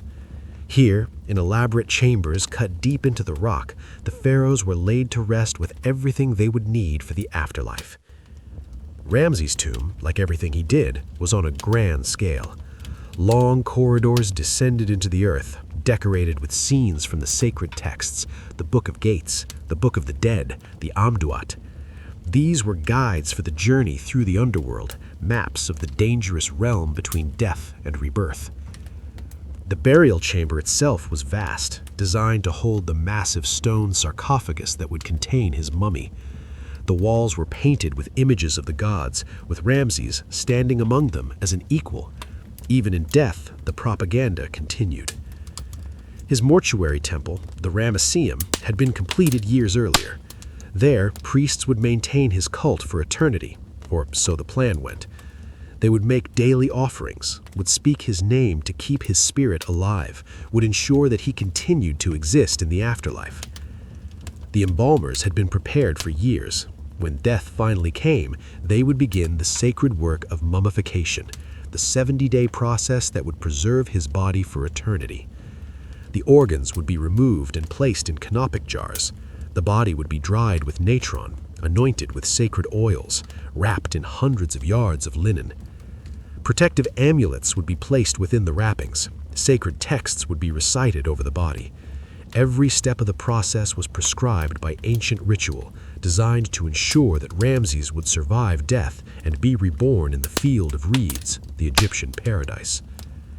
But before death came, there was one final duty. The succession had to be secured. Top, his 13th son, was old himself, probably in his 60s. He had waited his entire life for a throne that seemed unreachable, had watched his older brothers die one by one, had finally become crown prince by default rather than design. Ramses made sure his chosen successor was prepared. The administrative apparatus was turned over to Top. Important officials were introduced and their loyalties secured. The transition was planned with the same meticulous attention to detail that had characterized Ramses' entire reign. And then, in the 67th year of his reign, in the year 1213 BCE, Ramses II died. We do not know the exact circumstances. The ancient records are typically vague about such matters. Perhaps he died in his sleep, his ancient heart simply stopping after 90 decades of beating. Perhaps there was a final illness, a gradual decline that everyone could see coming. Perhaps he called his son to his bedside, spoke final words that were never recorded. What we know is that one morning, the eternal Pharaoh was gone. The man who had seemed immortal had proven mortal after all. The reign that had lasted longer than most people's lives had finally ended. Egypt must have been shocked. Intellectually, everyone knew that pharaohs died, but Ramses had ruled for so long that the reality of his mortality had become abstract. He had always been there. He would always be there. The sun rose each morning, the Nile flooded each year, and Ramses ruled Egypt. These were constants, unchanging facts of existence. And now, one of those constants was gone. The 70 days of mummification began immediately. The embalmers worked with sacred purpose, treating the body of the god-king with reverence and skill accumulated over 3,000 years of Egyptian civilization. Meanwhile, Egypt prepared for the funeral. This would be a state occasion of unprecedented scale. The longest reigning pharaoh in history deserved a farewell worthy of his achievements. From across the empire, officials and nobles journeyed to Thebes. Foreign ambassadors came to pay their respects. The entire administrative apparatus paused in its work to acknowledge the end of an era. The funeral procession was magnificent. The mummy, wrapped in its linen bandages and placed in nested coffins of wood and gold, was carried through the streets of Thebes. Priests walked alongside, chanting hymns and prayers. Professional mourners wailed and tore their clothes in ritual grief. The procession crossed the Nile to the west bank, to the realm of the dead. It wound through the desert to the Valley of the Kings, to the tomb that had been waiting for decades to receive its occupant. At the tomb entrance, the final rituals were performed, the opening of the mouth ceremony, designed to restore the mummy's senses, to allow the dead king to see and hear and speak and eat in the afterlife. Magic spells were recited, offerings were presented, and then Ramses II was laid to rest in his sarcophagus. the tomb was sealed. The king who had built monuments across Egypt, who had fought at Kadesh, who had made peace with the Hittites, who had loved Nefertari and fathered over 100 children, was gone from the world of the living. Egypt mourned. Not just the official mourning required by protocol, but genuine grief from a population that had known no other ruler, that had grown comfortable with his presence, that faced an uncertain future without the king who had been their constant for 66 years. Meremta ascended to the throne, an old man taking on the burden of following the greatest pharaoh in Egyptian history. He faced immediate challenges: Libyan invasions, unrest in Canaan, the beginning of the upheavals that would eventually lead to the Bronze Age collapse. But those troubles were for the new reign. For Ramses, there was only the silence of the tomb, the darkness beneath the earth, and the hope of rebirth in the afterlife. The priests at the Ramesseum began their work, making the daily offerings, speaking his name, maintaining his cult. They would continue for generations, though eventually even this would fade. The mortuary temples would be abandoned, the offerings would cease, the very location of his tomb would be forgotten. But the monuments remained. Abu Simbel still gazed out over the Nile. The Ramesseum still stood, though it would fall into ruin. The statues and temples and inscriptions still proclaimed his name. And in this, Ramses achieved his goal. He wanted to be remembered. He wanted immortality. And he got it, though not quite in the way he imagined. His mummy would not rest peacefully in its tomb. It would be moved multiple times by priests trying to protect it from robbers, would eventually end up in a cache with other royal mummies, would be discovered in the 19th century and unwrapped by archaeologists who found a remarkably well-preserved body of an old man with white hair and a hooked nose. His name would be remembered not just by Egyptologists and historians, but by millions of people around the world who knew nothing else about ancient Egypt but had heard of Ramses the Great. The eternal pharaoh had died, but in death, as in life, he had shaped how he would be remembered. The monuments spoke for him across the millennia. The propaganda had become truth through sheer persistence. Ramses II was dead. Long live Ramses II. His story did not end with his death. It simply transformed, became legend, became the tale we still tell today about the greatest of the pharaohs.